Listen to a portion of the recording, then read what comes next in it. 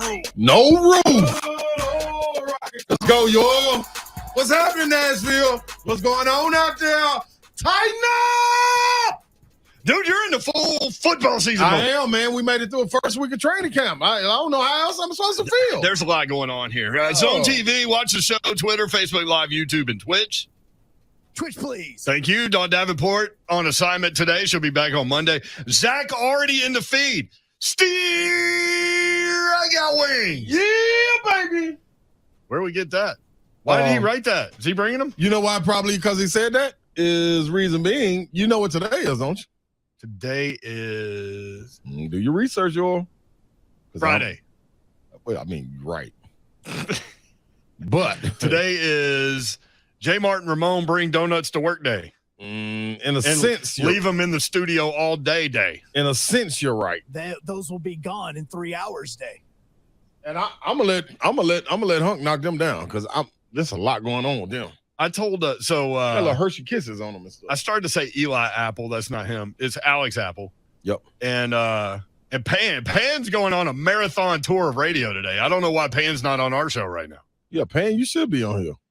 And spot for you right over there. And Mickey, they were like, yeah, these donuts have been in here since the morning. I'm like, hey, man, all you do is sprinkle a little water on them, put them in the microwave for like 5 seconds. You're good. Yeah, see, I don't think nobody's ever heard of the sprinkle the water on it, but I do sprinkle water on poultry and put it in the microwave. Anything you put in the microwave, pizza, anything. Oh, really? Yeah, you moisturize it. Never known it. So I said to do that to the Mickey, being Mickey, of course, said, well, they're cake donuts, so I don't know with the whole yeast thing. I don't want to get an infection. I'm like, come on, man. That's Mickey. That's I got. That's the rascal. By the way, Mickey Ryan will join the show at 4:20. Nobody has seen more practice snaps so far than Mickey Ryan. Hey, man, you just going to gaze over what day I told you it is? What day is it? I ain't telling you. I told you to do the research. Mr. Scarface Day? You're my boy. I'm a boy right there. Brad Jordan. Shout out to Brad Jordan. I'm glad you're wearing the shirt now because there's a rule. You don't wear the shirt of the concert you're going to see. Yeah, I know. Like if you're going to see Pearl Jam tomorrow, you don't wear the Pearl Jam shirt tomorrow. Right. Plus, I got it that day. So I was like, give it a day. And then, you know what I mean, wear it the next day. You know what I'm saying? When you get a new shirt, do you put it immediately in the wash or do you wear it? No, I hang it up and wear it. Yeah, me too. Yeah. I was just wondering. Just making sure I'm good. It's National Wing Day. National Wing Day? Yeah, man. Should have wings for dinner, for lunch. Flats, drums? Which one? Don't mix me in. I just want a wing. By the way, Zach says mics are turned up too loud or something. Y'all sound like the kid on the Charlie Brown phone. Man, listen here, Zach, man. Don't get me started with Charlie Brown. They are working on like the whole Zone TV. Maybe I should be quiet. Like so, Ian, our tech guy here, who knows, he's smarter than y'all. Like twice as smarter than any of y'all. Some of the stuff Ian has helped me with over the phone without even seeing what he's doing. Yeah, but he tries to make him. You know how like the super smart guy that knows he's like too smart for the room. He tries to come down so he can be relatable. So Ian does that by wearing Jordans. Dude has the best shoe selection in the building. Yeah, bourbon selection too. So you sit down with Ian and you're like, oh, my man's got some killer Jordans, and then you forget the fact that you're not smart enough to have a conversation with him. So he's basically talking about shoes. He starts talking about widgets and all this stuff. I'm like, listen, I want a Jordan so we can talk about Jordan, something you can relate to. Debbie said audio is terrible, can't understand anything. Well, listen to the radio or hit the app. We'll tell you when we're done. No, everybody, hey, listen, everybody just settle down. It's natural. Listen, man, get your regular wing, dip it in ranch, and just relax. We're less than 5 minutes in this show. Right. You've already got to settle down and now. Yeah, man, like, hold on, everybody, like, pump your little brakes, man. I got you. 5 letters here. RELAX. They're gonna say it should have been an S on it. Here's the thing: the people in the Zone TV feed, they can't hear that. Yeah, I love them. You can't even tell them to relax because they can't hear it. It's like, but guess what you can do? They can see you. So listen, this is for everybody on Zone TV. Relax. That's all you gotta do. You look like simple. You look like one of those meow. Yeah, I mean, no, I ain't none of them. They're up north, Bluegrass State. Keep them away from me. Even though we do have one coming on the Boom Boom Room this Sunday. Who you got in the Boom Boom Room? The OG legend, Nashville's own Ron Mercer. Oh, Ron Mercer. Yeah. I played golf with him one time. That dude's an athlete. Man, that dude can play. Yeah. Anything. Anything. Exactly. Anything. Yeah, he do differently. Yeah, you need me to hit it like 310 down the middle? Sure. Gotcha. Little cut fade? Okay. Let's go. It's not fair, man. Like, how do these people walk around with this much talent? Can't you just like spread it out a little bit? Nope. They keep it all for themselves. Selfish. It is Trash Talk Friday, so if you want to talk some trash, maybe you want to talk some trash about the Zone TV feed, you can do it. 615-737-1045. Lots of opportunities for you if you want to get into Kyler Murray and the Arizona Cardinals. What is going on with that situation? Oh, man. So they put in the homework clause where Kyler Murray has to contractually study 4 extra hours of game film each week. Well, they thought was crazy. Which is funny because, number one, that's not a lot to ask. Number two, why'd you have to put that in there? If you had to put that in there, clearly there's something going on where it's needed. And then Kyler Murray has the presser where he could have just, said a joke or two and moved on. But he's like, no, y'all being disrespectful. Thinking I don't think. Number one, he takes it as a compliment if you think he goes out there without studying game film and does the things that he does. And number two, he takes it as being disrespectful. But my take is, and J-Mart and Ramon both hit on it this morning, and I thought perfectly. You signed a damn contract. Yes, you did. That's your contract. You had to see that. All we're doing is talking about what's in your contract. Simple. Ain't my contract. Maybe it should be. I don't know. Maybe you need the euro. Yeah. But, am I way off base? Why is he getting upset? You signed the dang thing. That's silly, man. And listen, when you get a contract, let me let you into a little something. Well, let me let you into something that I used to do. When I used to get my contract, I'd skip all the general conversation talk in the contract and go straight down to where you know the stipulations are going to be. You know where your bonuses are going to be, and you know where the pay is going. And after that, then you got what you sign on it. So I don't need to see all the regular stuff like you got to be a part of the team, you got to conduct yourself. That's all stuff you know you got to do being a part of the team. But the differences in the contracts lie in what you're going to get as far as your bonuses, the escalators in your contract, and then the little small print that I guess he overlooked, the stipulation in your contract to help you get fined. Do you think he didn't know? He's in his first contract. 100% his agent knew. The agent knows everything that's going in there. So then if Kyler Murray didn't know, then you've got this Freddie Freeman situation. I'm glad you didn't say that. I was going to say Tommy Freeman, but I'm glad you said it. Yeah. I don't know who Tommy is, but Freddie looking like Freddie. Exactly. He got looking at the contract and thought it was Freddie Jackson. That's what it was. No, brother, Kyler Murray, you need to read. Yeah, come on now. But did you could you go to them and go, okay, show me the parts of this contract I really need to read? Yes. Yes. Right? Like the weight clause or whatever it is. You know what I'm saying? Yeah. Hit me with the kilos. Man, come on, dog. Let me know. And convert it for me so we can be on the same page. That ain't right, man. Hey. And then the thing that's most shocking on Euro, I've never seen this done. They went and took it out of a signed contract. That's amazing. That's amazing. Like, I've gone to them and we done did a handshake, or we've come up with another contract where we say, hey, man, we're going to void that out and staple that back to the contract. Never have I ever seen. Never have I ever. You remember that game? Probably don't want to get into that today. Take a drink. You better believe I'm just going to drink all night. Hey, man, never have I ever seen them go to the contract and say, we're going to take this back out after you sign it. No.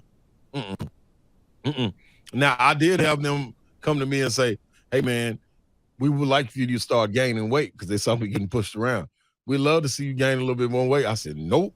I told y'all that before I signed the contract. Let me be me. Y'all said y'all want to have me under 106.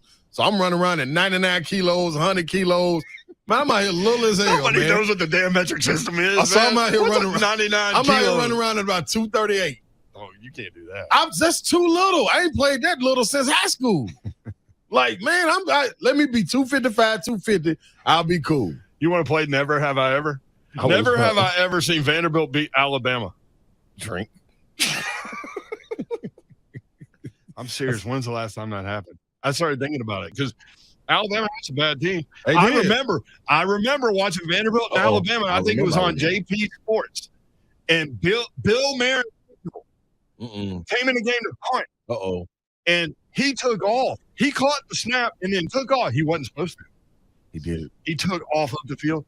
Slay, that man, punter, ran for like 75 yards did he? for a touchdown right down the middle of the field. Alabama was so surprised that they didn't even see him. Wow. Like, no way they'll pull this off. I will show you the video during I the break. can't wait. Did they win that game? Oh, hell no. They lost like 49-7. Well, stop it. That is so dumb. But it was so good. Like, so on Trash Talk Friday, is it Yeah. possible to trash talk both sides of this Without damn question. thing? Yeah. Kyler Murray and the Cardinals? Yeah. Because why do you take it out of a signed contract? Just That's what because I'm of saying. public whatever? Yeah. A week from now, nobody cares. Right. But you And- took it out. And 6 weeks from now, when Kyler Murray walking out of that film room, Playing and video you, games. and you like, man, hey, Kyler, you mind coming in a couple more hours with us, watch a little film? And he said, man, I ain't doing that. And you know what they can say? It's in your contract. How they can say, boy, they ain't. Let's hit Jason. Never real know. quick. Never Jason, have ever Jason. Jason, what's up? Hey, first off, go Paul. Let's go! Whoa! Whoa! But let me tell you what I believe that's in Trash that. talk about it. Well, Kyler Murray has been studying, okay? Because, if Kyler Murray, I heard it this morning, if Kyler Murray wanted that, as far as the face, I would have asked for put 20 hours in there. Yeah. You're asking for something. Now you're asking for something because I don't do it. So now they knew it was public, so they put it in there 4 hours, something for all of us to sit around and laugh at. Yep. And talk about how stupid Kyler Murray is, Mm-hmm. and that he don't care about studying and helping his team or help. I mean, if he were to study, golly, look how good he really would be. Right.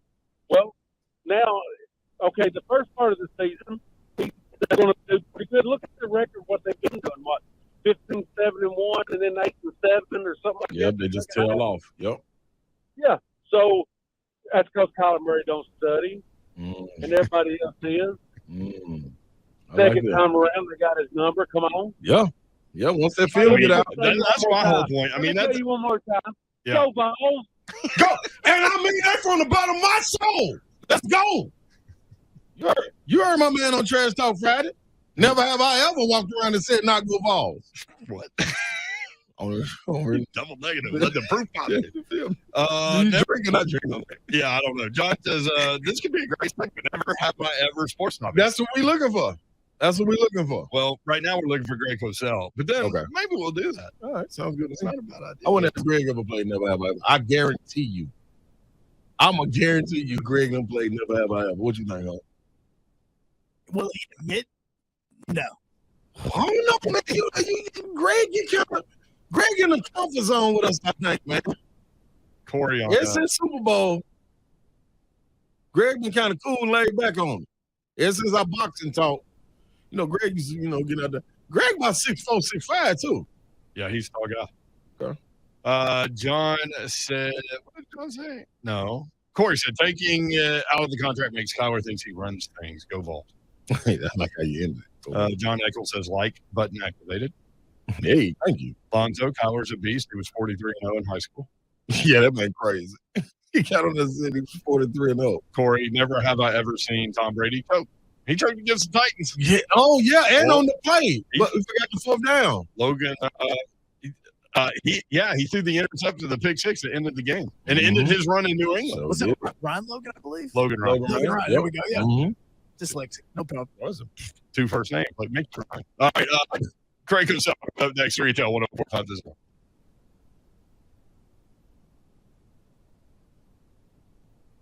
I'm Ryan Kelly with thehomeloanexpert.com. Banks are great for car loans, but when you need a home loan, you need an expert. We'll get you pre-approved the day you call in, lower rates, and with our 21-day closing guarantee, you'll be in your dream home in weeks.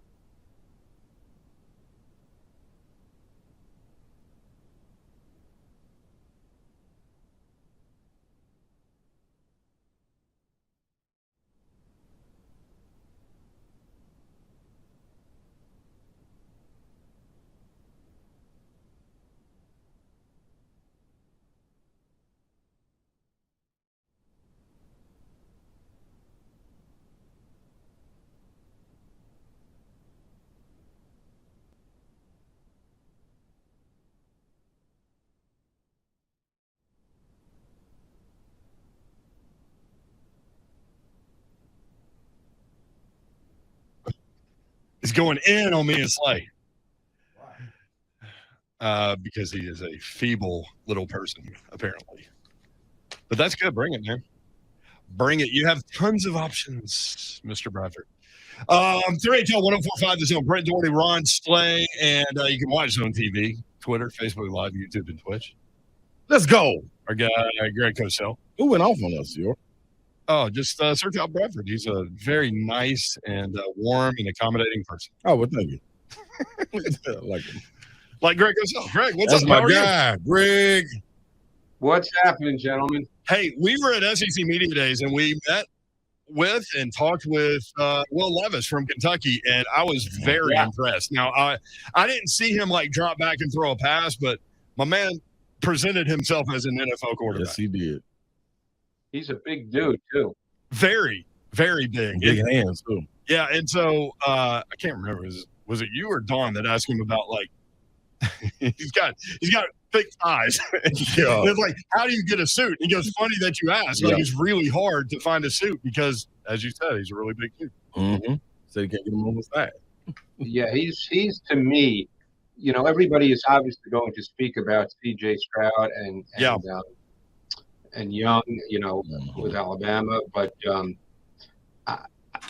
Levis to me is the most fascinating of the guys. I mean, you know, we know about Bryce, we know about C.J., but I think Levis is the most fascinating of the group.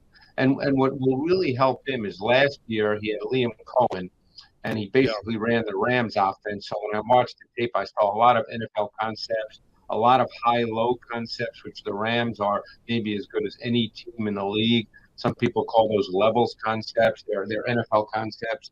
And now he has Rich Scarangello, who's been in the NFL for years, has a big background with Kyle Shanahan. So if he has a really good season, however that's defined by people, to me, it's not the numbers, it's what the tape shows. I think this guy, honestly, has a chance to be the number one quarterback off the board. Yeah, and it's interesting. With the new system, we were talking about things that he thinks that he needs to work on, and dumping the ball down instead of taking shots. Right.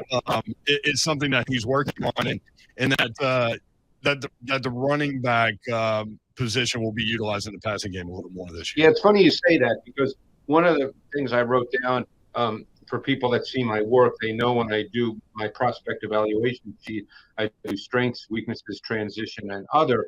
And in the weakness section, I said he must develop a better feel for patience in the pocket when the initial look is not clean. He had a tendency then to speed up. Yeah. And I think your point about checking it down plays into that because instead of speeding up and getting a little unsettled, what you do is you throw to your check down. You take the positive plays. And that's something that some quarterbacks, particularly big arm quarterbacks who are capable of running, they either want to throw it down the field or then they run. They don't see a check down as a viable option until they are taught that and learn that.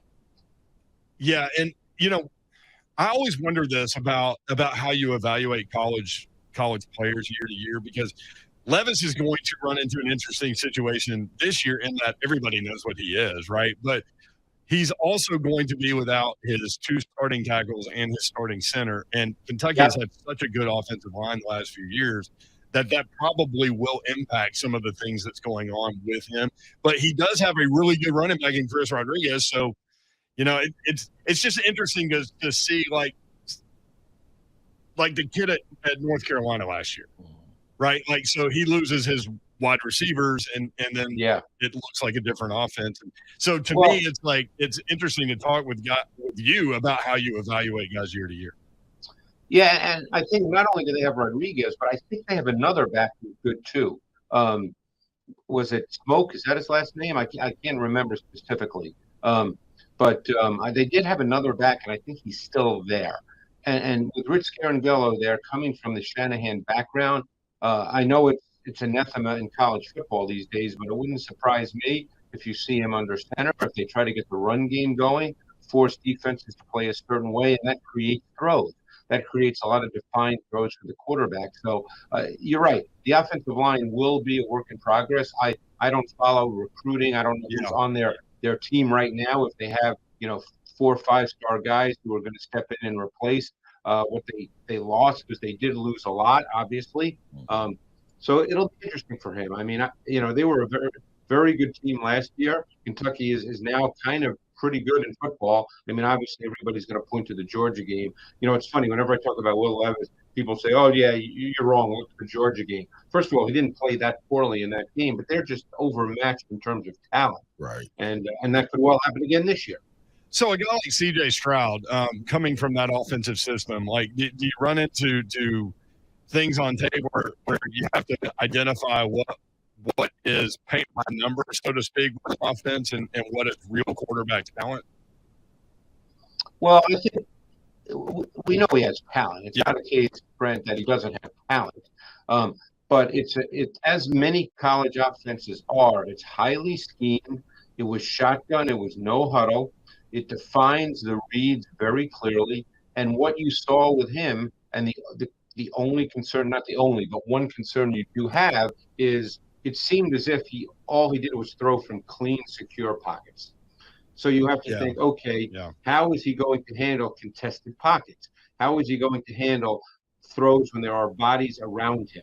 And that becomes a major issue. It's funny. I remember speaking to a coach who had studied Trevor Lawrence in his last year. He studied him all 3 years, but in his last year at Clemson, he said out of all his dropbacks, and he probably had 600 of them, he said only 34 in his mind were contested throws. Think about that. Only 34. That's not the case in the NFL. So it's not a matter of C.J. Stroud not having talent. It's a matter of how is he going to deal with the kinds of things he does not deal with hardly at all at Ohio State. And now all of a sudden he gets in the NFL and everything is faster. There's people around him. Does he start to play faster? Does he speed up his delivery? Does he start to miss some routine throws? Does he become unsettled in the pocket? These are all projections and unanswerables right now, but they're discussions. Right. And just from a fan perspective, I think that's fascinating, right? Because at some point there's a little bit of a guessing game there because you don't know what you don't know, right?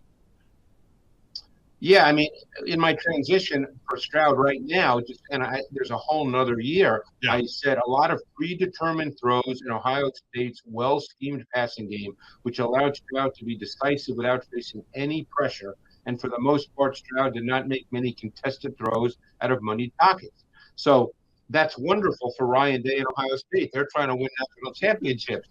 And that's great, but that's not the way it is in the NFL. Let me ask you this, Cosell. We're talking about college quarterbacks and SEC quarterbacks, guys that when you see them physically, like they fit the bill.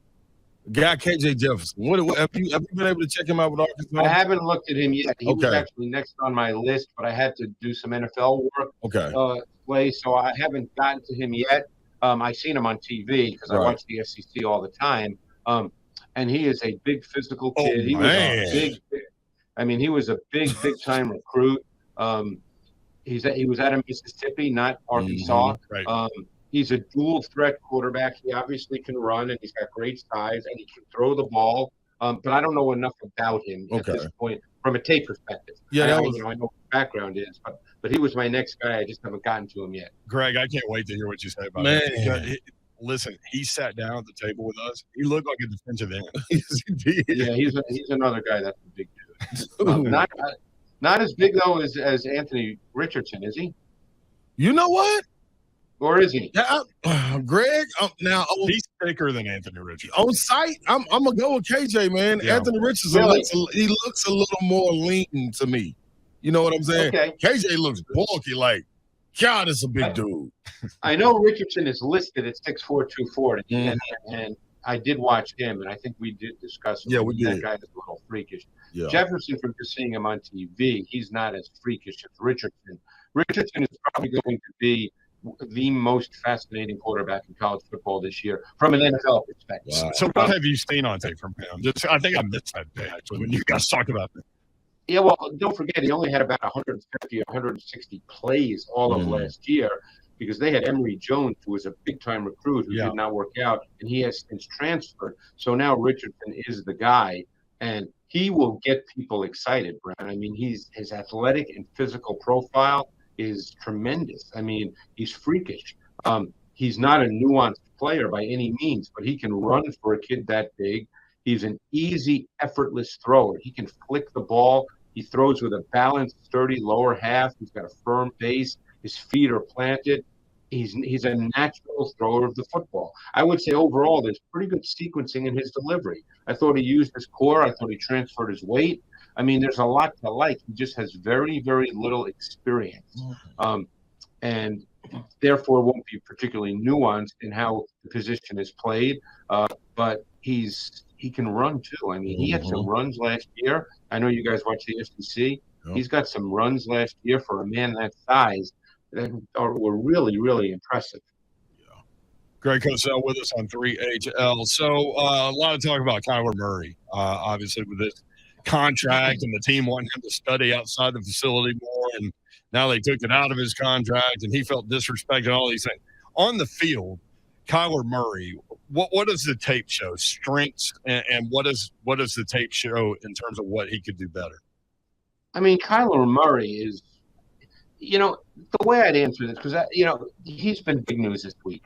And the fact that was initially put in a contract, that can be discussed forever, but that's kind of humiliating. I mean, they're basically telling the world that this guy doesn't study and it doesn't work at his craft, and his agent went along with it. And by the way, it's his same agent that Cliff Kingsbury has. So let's put that aside for the moment. Let's talk about it in a larger context. I think in many ways, offensive football, in the minds of some, younger coaches and probably younger quarterbacks who grow up with younger coaches, the game has changed from sort of a 4-quarter game to an individual play game. And what I mean by that is, back in the day when I used to talk with coaches, they would talk about what they would do on their first possession, first 2-3 possessions, to set things up for what they would do then in the third and fourth quarter. Hey, let's line up in this formation. Let's run this motion. Let's see how the defense reacts. And then we make notes of that with our staff upstairs. And then in the third or fourth quarter, we know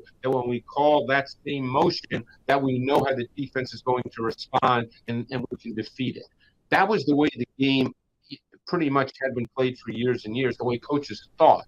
Now I think the game has become much more of an individual play game. You've got quarterbacks who are dynamic athletes. Murray falls into this category. He's a playmaker. He's a great thrower of the football and a dynamic athlete and can make special individual plays. And Kingsbury is a young coach who grew up with the idea that it's a lot more about individual plays, which, by the way, college football is much more about that than the NFL. So I think Murray falls into that category. I mean, he's a very talented kid. He's an explosive, dynamic athlete. He's got a really good arm. Does he lack consistency in his overall game and the subtleties of the game? Yes, to some degree he does. There's always going to be things he can't do well because he is 5'10". But that's okay. Russell Wilson is like that too, and he's a very good player as well. So it's not as if he can't be a really, really good player, but it comes down to the subtleties, the nuances, the details of the position. Will he always be a spectacular playmaker, which in the minds of many is great, that's all he needs to be? Or will he be the guy that play in and play out is just special? There's a difference there. Those are two different things. Yeah. I think that's fascinating about Kyler Murray, and the whole situation has been ridiculously stupid to me. But in terms of the football stuff, I love the breakdown there. How much of it is system? How much of it is quarterback talent? The reason why I ask is Slay and I keep talking about Daniel Jones, and we ran into David Cutcliffe at SEC Media Day, and we talked about it, and Coach Cut kind of said, well, fresh start, offensive mind now, we'll see what happens, but maybe in the past, not a good system for him. I'm anxious to see what Daniel Jones looks like this year with a new system. Yeah, systems are hard because you have to almost be there to know how things are taught. It's a very interesting mix of systems with Brian Daboll and Mike Kafka, who's the OC, whose background is Andy Reid, and so they're I'm sure they can merge them and fuse them well together. Yeah. Andy Reid's system is really defined nicely for a quarterback. Daboll, to some degree, I'd say probably is as well, although it's not the exact same stuff. But I will say this: I watched a lot of Daniel Jones about a month ago, and in full disclosure, I watched all his third down, so I didn't watch every throw. And I think there's something there to work with. I thought that he was decisive. I thought he was tough in the pocket. I thought he knew where to go with the ball. When teams blitzed, he had answers. He knew what his answers were. You know, I think because he was the sixth pick in the draft, and that was the year I was actually down in Nashville. That was that draft. So I was down there, So much fun. doing it with you guys. Yeah. Because of that, I think people think he's, he has to be special. He may not be that guy. He's not Josh Allen, who Dable had. He's not Patrick McCombs, who Kafka had. He's probably an efficient ball distributor. And so now you have to define it and allow him to play within timing and structure. And I think if you can do that as an offense, then I think he can be an efficient player. Is he a superstar? Not likely, but I think he can be an efficient quarterback. Greg, did you see a little bit of sneaky athleticism from him? I mean, I think that it's a great point, Slay, because I think he can run, but I think one area he needs to work on is pocket movement. And those are two different things. Those are, moving, sliding, climbing, moving within a small area is different than getting outside the pocket and running. I think he is sneaky athletic when he runs, but I think he needs refined work on how to navigate the pocket. Spot on. Definitely. Really good stuff. We hit a lot of quarterbacks today, just kind of randomly. But appreciate the time as always, and we'll talk with you next week, Greg. All right, guys. Appreciate it. Thanks. All right, Greg Cosell, at Greg Cosell on Twitter. I'll follow them. Yeah, got to.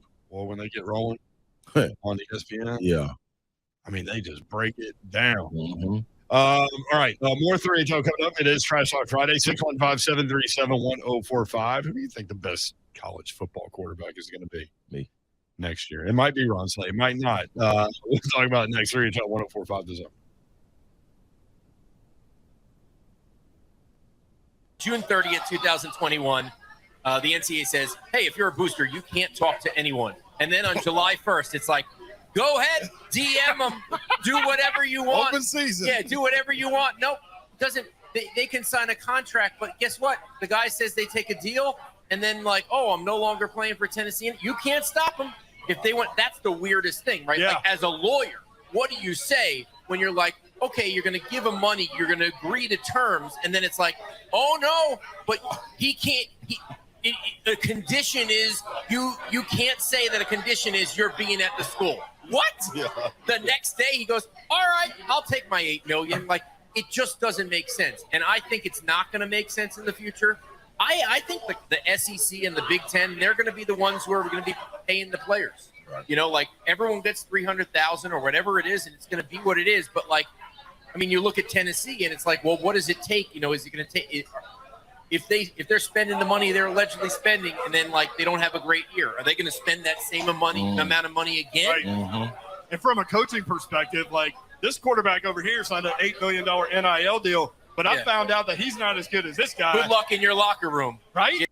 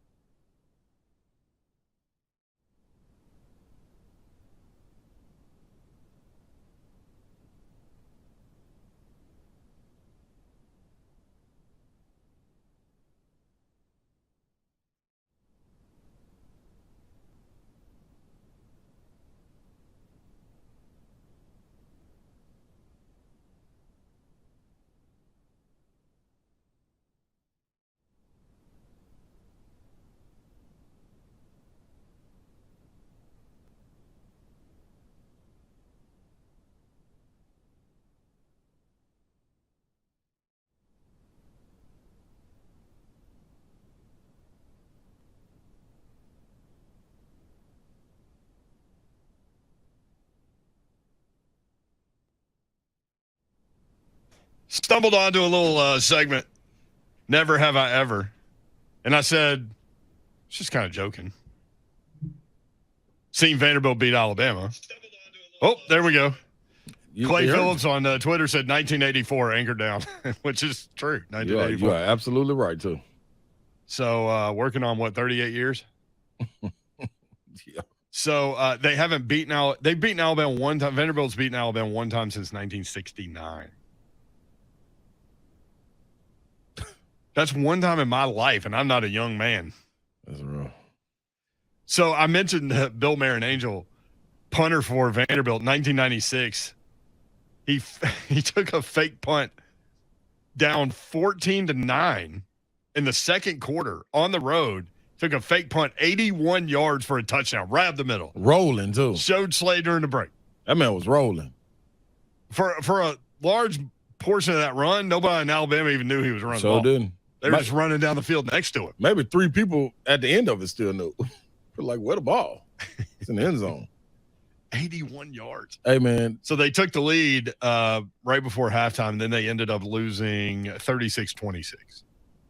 I remember watching that game on Jefferson Pilot. Let me call, and just in case somebody goes and check this out on YouTube. Let me bring this to your attention. Listen to the announcer. The announcer said the punter that just snuck and ran it on his own with it not being called, that was Vanderbilt's leading returning rusher for that team. The punter. Yeah. Hey, man, that's what's up. I had a buddy that played at Vanderbilt. I think it was Hy Lewis who played quarterback at Vanderbilt. But I hate to put it on Hy because it might not have been him that told me that Bill Marinangel did that himself. That's cold-blooded. Think about that. You go 81 yards. On the so road. You're punting from your 19-yard line down 14-9 with 4 minutes to go in the first half. On the road. And you're like, hey, man, watch this. Hey, son, me and you, baby. Yeah. Let's go. Hey, snap it and then go. I'm going to come right behind you. And if you watch it, that was perfect execution. Perfect timing. Because everybody turned at the right time when they thought he was about to kick it. And he kicked it. Do you have it? I do. The 3 Daves and all it is their glory. The 3 days? Yeah, Jefferson Pilot games, man. Dave Baker, Dave Neal.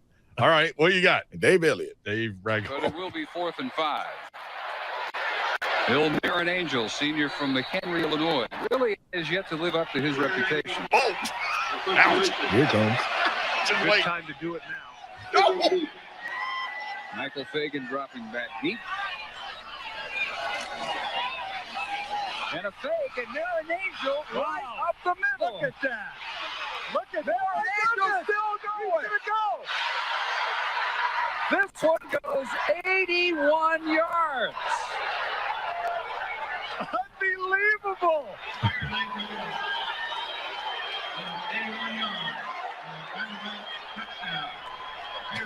Keep listening. Here we go.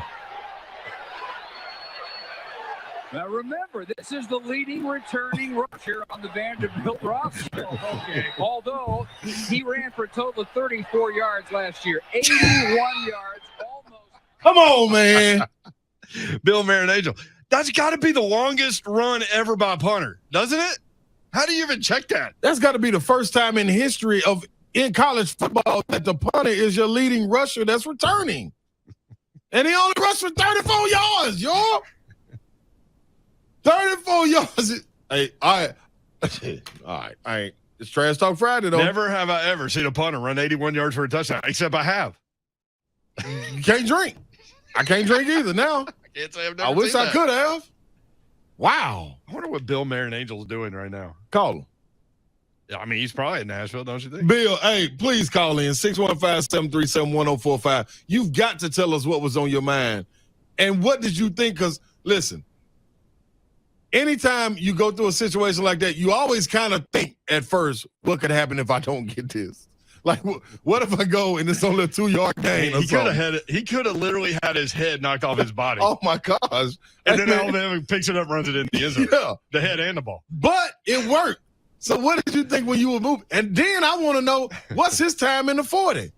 Because that man was rolling. He was moving pretty good. Man, I guarantee it's not over 4.6.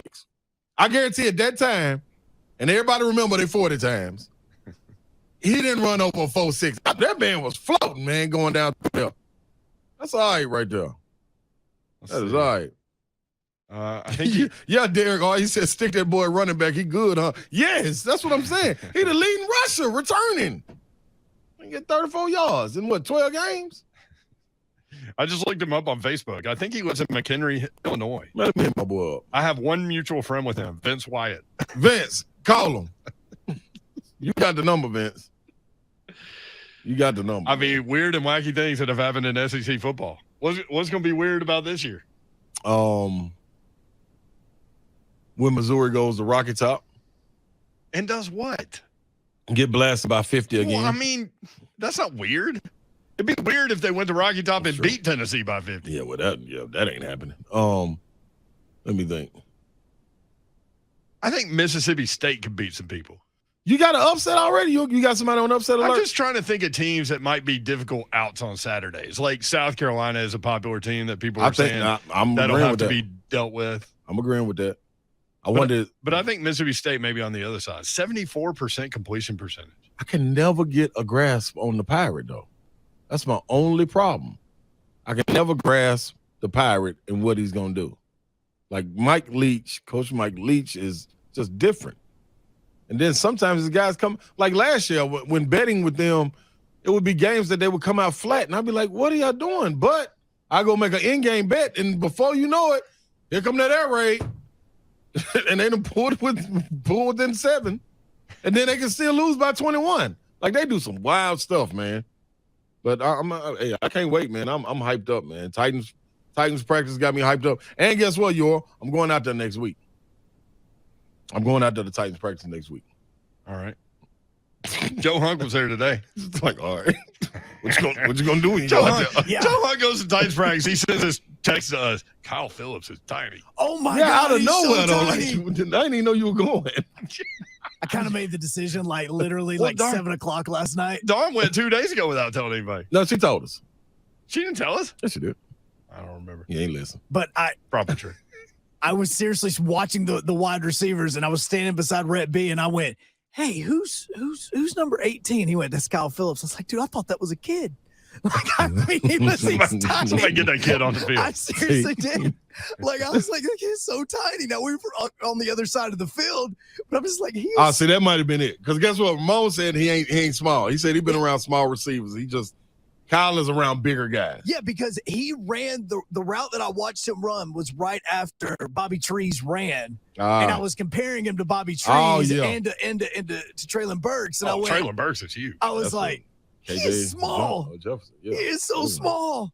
Yeah, I can't wait to get out there and go check him out, man. Said it was good energy out there. Good energy out there, huh? Oh, it's amazing energy. Yeah. I tell you, LaJuan literally after every single play he was involved in, he would finish the run with the running back. Like if Derrick Henry was at the 45, LaJuan was right beside him. I love it. Gotta have Set the tone, man. Gotta have it. Hit us up on Zone TV, Twitter, Facebook Live, YouTube, and Twitch. Twitch, please. Lonzo says Mike Leach doesn't even know what Mike Leach is going to do. you ain't lying, That's Lonzo. true. You ain't lying. C. Henry 224. He's in it. He's in the stuff today. Tennessee going to beat Alabama this year. Yes. Okay. So I'll save it. Save what? It's Friday. I do have an announcement. Tennessee's going to beat either Alabama or Georgia. Is that what you're going to say? Because listen to me, yo. Now, when we get ready to give out our predictions, you know what I mean, on the season, then I'll go through it. But for right now, all I'm saying is I got to get it to you week by week because it's a feeling. It's a feeling, man. Like I get and I can't explain it. You can't have a big picture feeling. It's got to be a week by week. Yeah, man. I think that's the best way. And I'm kind of spot on with it. You know what I'm saying? So Matt Hayes, who's covered college football for a long time over in Jacksonville, he was with the Sporting News forever. But anyway, he put out there that Tennessee was going to beat either Georgia or Alabama this year. But see, this is my thing. I don't care how good Georgia is. I always feel like Tennessee has an opportunity to beat them by playing there. Like I've seen it. They've had better teams than us, and we've had better teams than them. So it's vice versa. It don't just work. It's not a one-way street. Like it's plenty of times that Tennessee's supposed to spank Georgia, and Georgia gets a good victory over them. Vice versa. The same thing happens for Georgia. So I'm never surprised when Tennessee and Georgia play. It's a sneaky under the porch rivalry. Hey. Under the porch. You know what I'm saying? It's kind of like, what y'all doing under there? Like two dogs just fighting underneath the porch? Just Like, getting it on, but then you come from up under the porch, it's like ain't nothing happened. we good. Yeah, we straight. We Where good. Florida at? Where Alabama at? What happens under the porch stays under the porch. It's a little, that's where, hey, I'm telling you, it's always been like that. Because we get along. Like, you don't really see too many Tennessee and Georgia fans not get along. Players also. Like, I don't like Alabama players. I respect them. I don't like Florida players. I respect them. You don't respect them. Okay. I've always thought that about the Tennessee view of those rivalries, that you don't like Alabama, but you respect them. You don't like Florida, and you don't like Florida. I don't like or respect Right? Florida. Like, that's, Right. I mean, See, but, that's what but I got some partners there. You know what I mean? It's cool. Mike Miller, cool. Udonis has them cool. Those are basketball players. Oh, yeah. Football's a different deal. I never tell you when I hung up on who was it that was playing for Florida? They was trying to recruit Big John. An agent was trying to hit him up and had the player call. I hung up on him. They said he was from Florida. Big name too. He just went to the league, first round pick. Hey man, can I speak to Big John? I was like, man, yeah, who is this? John, what's that man's name? He was Dante a DN. Fowler. Can't remember his name, man. It's gonna come to me. But I was like, hey, who is this? He was like, such and such. I'm like, man, where you from, dog? He said, man, I played in Florida. Kevin Carter. Oh, You, Aaron Rodgers. younger, older than that. Younger than that. So I hung straight up. Noah. Big Joe said. Noah Brandeis. I'm gonna look it up and tell y'all when I get back. All right. Big Joe said, man, that's dude, man. I said, I don't care. We got some practice tidbits from the Titans when we come back. Also, Mickey Ryan will jump in the mix at 420. 615-737-1045 if you want in on Trash Talk Friday. This is 3HO.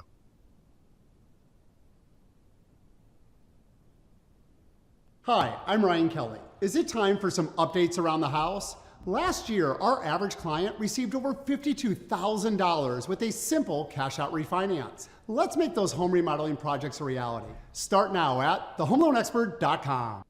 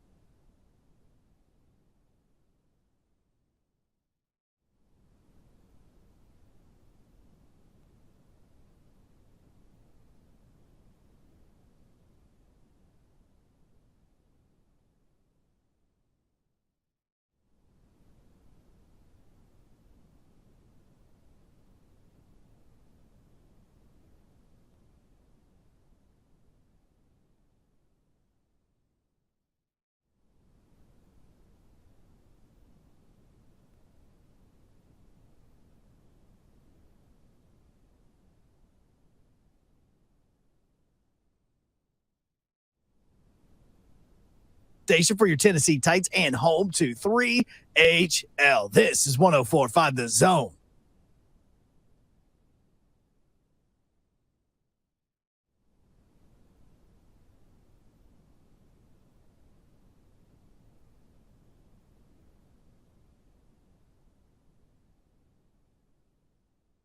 Yo, what up, National 3HL 104.5 The Zone. Hope you're having a great Friday. It is already Friday, Slay Dog. Yeah, it's a great day, and it's National Wing Day.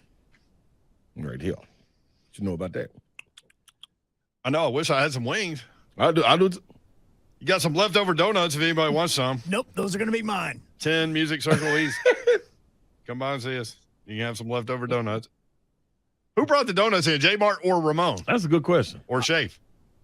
I was told that was actually a gift from WWE. Oh, really? Yeah, that they brought it by for everything that's going to be going on this weekend. What donuts? Okay. I mean, they didn't make them themselves. They went and purchased them somewhere. They didn't know it was Wing Day. Anybody going to SummerSlam in this crew? Nissan Stadium, man. They ain't give me no ticket. They didn't give you a ticket? Nope. They left me out. So what, your brother didn't even invite you to the event that is supposed to be hanging out with the fam? It's literally called the fam. I guess it's just for their fam. I guess I'm distant fam. Aren't you in their fam? I am on Tuesdays. But you're like the fam.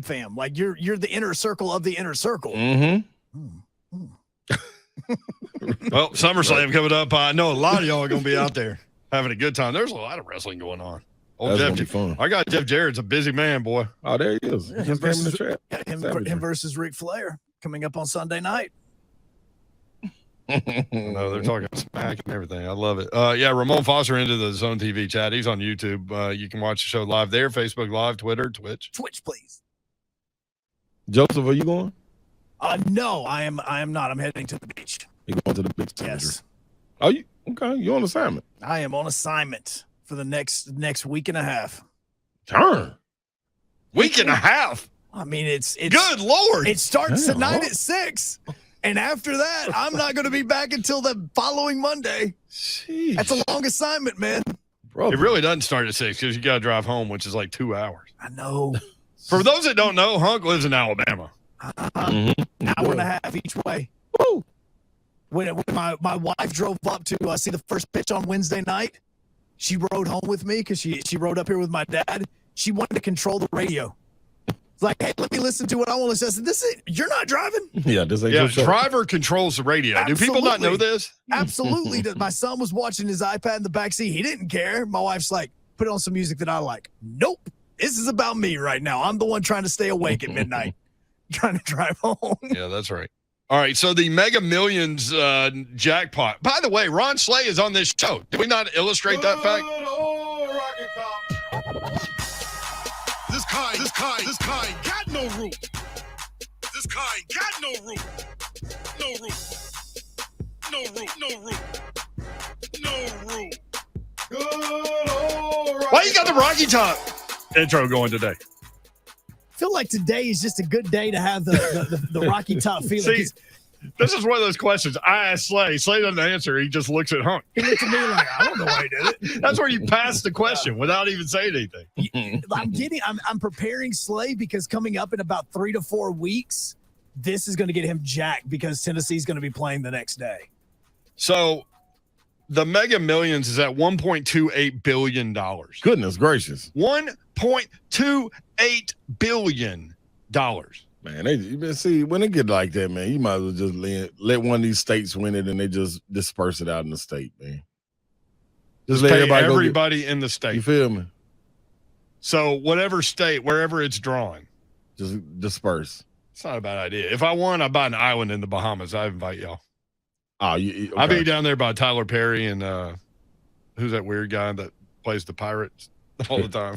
Johnny Depp. Yeah, he's got an island down there too. We go down there. Ain't nothing wrong with it. Back where, yeah, I mean, it's funny too because like I don't know if you've ever been there, but you roll through there, you can actually see like Tyler Perry's got houses and buildings on his island. You can see Johnny Depp's a little more secretive. Really? Yeah. So I'm gonna tell you another place. You got it. Well, I saw the Costa Rican monkeys, in Costa Rica. That's an observation. Yeah, I mean, couple people got some islands down there too, man. You got to go check them out. Get little homes on the islands. That was a cool little adventure. It was kind of wild in the jungle, but what was wild about it? The monkeys, they got wild, making them noises. And then the big one you could never see, but just hear. There's a big one that runs all the little ones? Hell yeah. Like they're minions. The big one like grew. Slay, I just did the math on your proposal about giving it to a state. Do you know how much money each person in the state of Tennessee would get if they just gave it to the state of Tennessee? How much? $177 each. Hey, man, you know how far that'll go? 177 would go a long way. Especially on wing day, baby. Hey, man, what? Was it state income tax? No state income tax this weekend. Hey, so man, boom, there you go. That sounds like a win to me, man. That's a little more than per diem sometimes for places. See, I got $189 for the state of Tennessee. Okay, well, I did. See, he told you, Mel Gibson. See, I did. The population I did was from 2020 was 6.772 million. Okay. So just divided 1.2 billion by 6.772. You know who else had an island down there by those guys? Who? Pablo Escobar. Yeah, I'm pretty sure he did. I know he did. Yeah, He had an island, and he built a runway on that island, and he would fly the cocaine into into the Bahamas. Yeah, and then distribute it all across the United States. Like they talked about that on Cocaine Cowboys, the documentary. So you're right. Cocaine Cowboys. Then they burnt it up. They burnt this island up. Yeah. They dog little Pablo. Well, I mean, shot dead on a roof. So did. That roof had a roof. It did have a roof that day. Heavy Pablo. Had Pablo little shirt all up and everything like a little halter top when they popped my man. That's a good little documentary. 1.28 billion. A lot of money, man. Do you buy lottery tickets and stuff? I am today. I'm gonna go get two. I ran into Charlie, he's like head of programming for all of our radio stations at Cumulus Nashville. And I just walked past his door. He's like holding up his Mega Millions tickets. And I'm like, Charlie, what you got going, man? He's like, I bought so many tickets. I have every number except for 2. I said, what numbers do you not have? He said, 16 and 43. I'm like, man, what you got against Richard Petty and Peyton Manning? See, and he goes, you know what's going to happen? I go, yeah. The first 2 numbers they're going to call are 16 and 43. And you're going to be like, damn it. And see, I'm going to get his back. So I'm going to go get two tickets that they got 16 and 43 on them. I ain't got a number, a couple more numbers I need to come up with. Hey, I tell y'all this, Nashville, let me win. We all straight, y'all. Everybody can, hey, we straight. We straight. Y'all can quit for a week and a half. Just party. Till Hunt get back, yeah. Just party. When Hunt get back, everybody gonna go back to work. You'll be on all the news shows like Fox. I got y'all. CNN and all that. Pay y'all like, rent up and everything. Nashville is going on a siesta. That's right. And a fiesta. And we right here. We just gonna get some more Woo buses to come out through here. We taking over the city, all Woo buses. Oh man. 615 and don't go home. 1045. Don't go home. We're gonna rent out all these rooms at these hotels. Everybody get 2 nights in the hotel. Like a Charlie Sheen party. You feel what I'm saying? Why are you making me the party pooper? When Joe gets back, though, it's all back to work. You on vacation. I know. But and you in Alabama. I won't be in Alabama then, though. Well, you in Florida. You get the party every time you come up here. Yeah, that's true. Yeah, that's true. That's very true. So you hang out that's alone. fair. That's fair. That's fair. Continue. I'm telling y'all, hey man, I'm going to play it. Everybody, you know where they put the little the billboards up with the numbers? Like it's up to 900. They ain't got nothing for $1 billion, so it's been stuck on 999 million for a while now. I noticed. Is that true? Yeah, it's been stuck on it. So yeah, the lottery. Instead, they're gonna put me up at a smile. Like that. I got you. So it's the opposite of the basketball sleigh meme that happened at the Michigan game. Yes. The opposite. That's it. Boom. If you gave everyone in Nashville, like you just divided it up, Mm-hmm. you just went socialism. Like here's everybody gets an equal half. I got you. Equal portion. Yep. $1,848 a person. I think everybody will love that. In Davidson County. Now, people in like Lebanon and Franklin and Smyrna, they'll be mad at you. All right, so this is what I'm going to do. I had to reconfigure that. I had to talk to someone. I'd say don't give the money to people. Just give the money to the party. Boom. Y'all come party with me. Yeah. We're going to party for a week. Yeah. I got everything. food, drinks, everything, lodging. What if we go to a mountain? The mountain we went to on Father's Day? See, you get it. You get it. And the people that get to come first are the people that went up the mountain with us. We'll be back down a little later.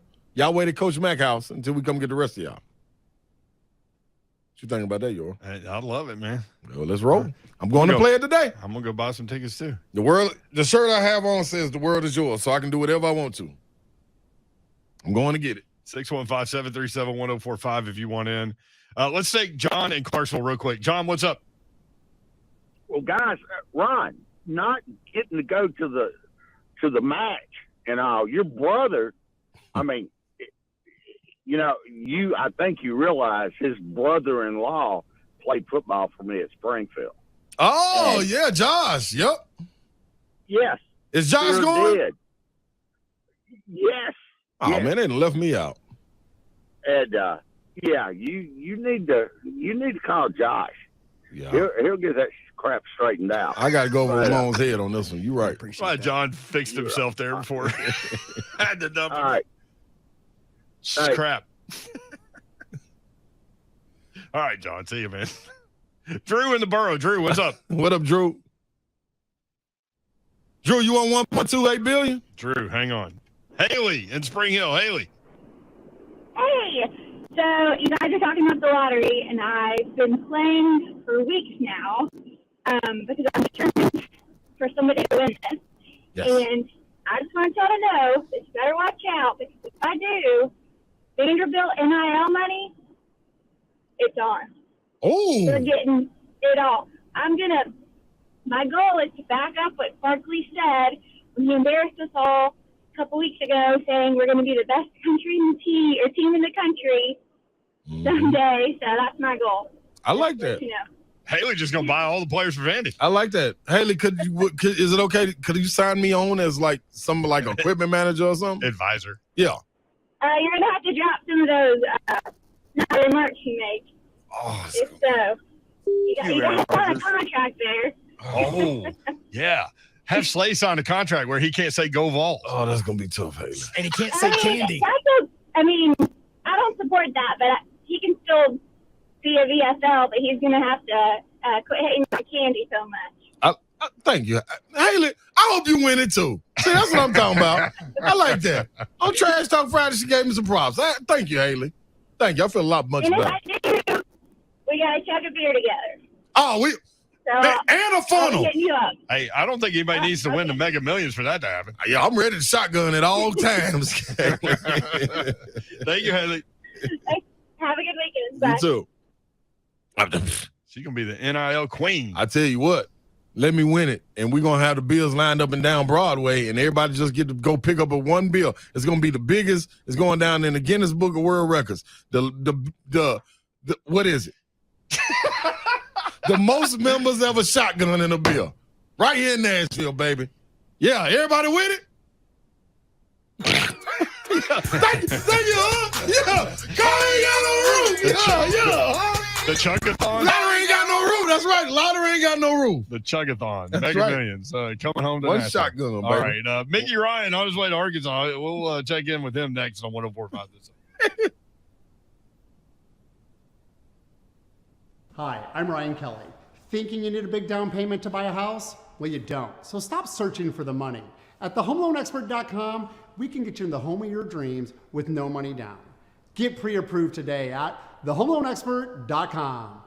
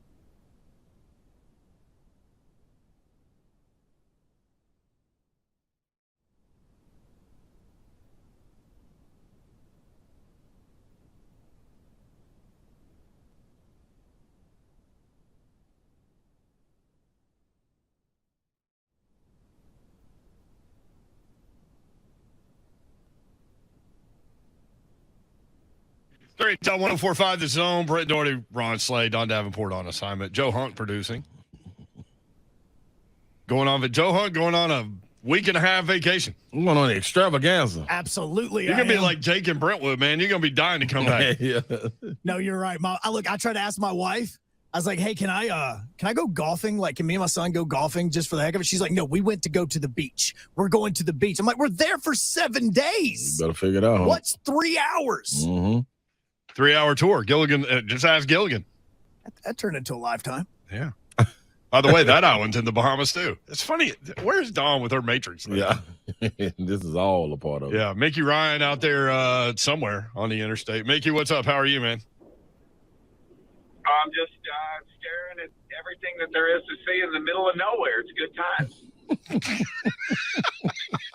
What does that even mean? Like, you could be like rolling through the Commonwealth of Kentucky. You could be in Smyrna. I don't know what's going on. I got a motorcycle gang passing me. There's heavy road construction. I'm a sandwich between two 18-wheelers right now, and there's like a military cemetery. I'm near, oh gosh, what town is this? My wife won a beauty pageant here one time. Salina? Maybe it's Lexington. Is there a Lexington, Tennessee? Yeah, dude. Mm-hmm. Okay, that's where I am. There's a very famous Vol fan named Steve from Lexington. That's from Lexington, Tennessee. I remember him. Yeah. He used to call back. That's where I am. Hey, Steve. Yeah. Hey, Steve. Hey, safe travels, Mickey. Man, your description made me think of Clark Griswold going underneath the 18-wheeler. Well, today, guys, is the anniversary of the movie Vacation being released in 1983. So it's funny you mentioned Clark Griswold.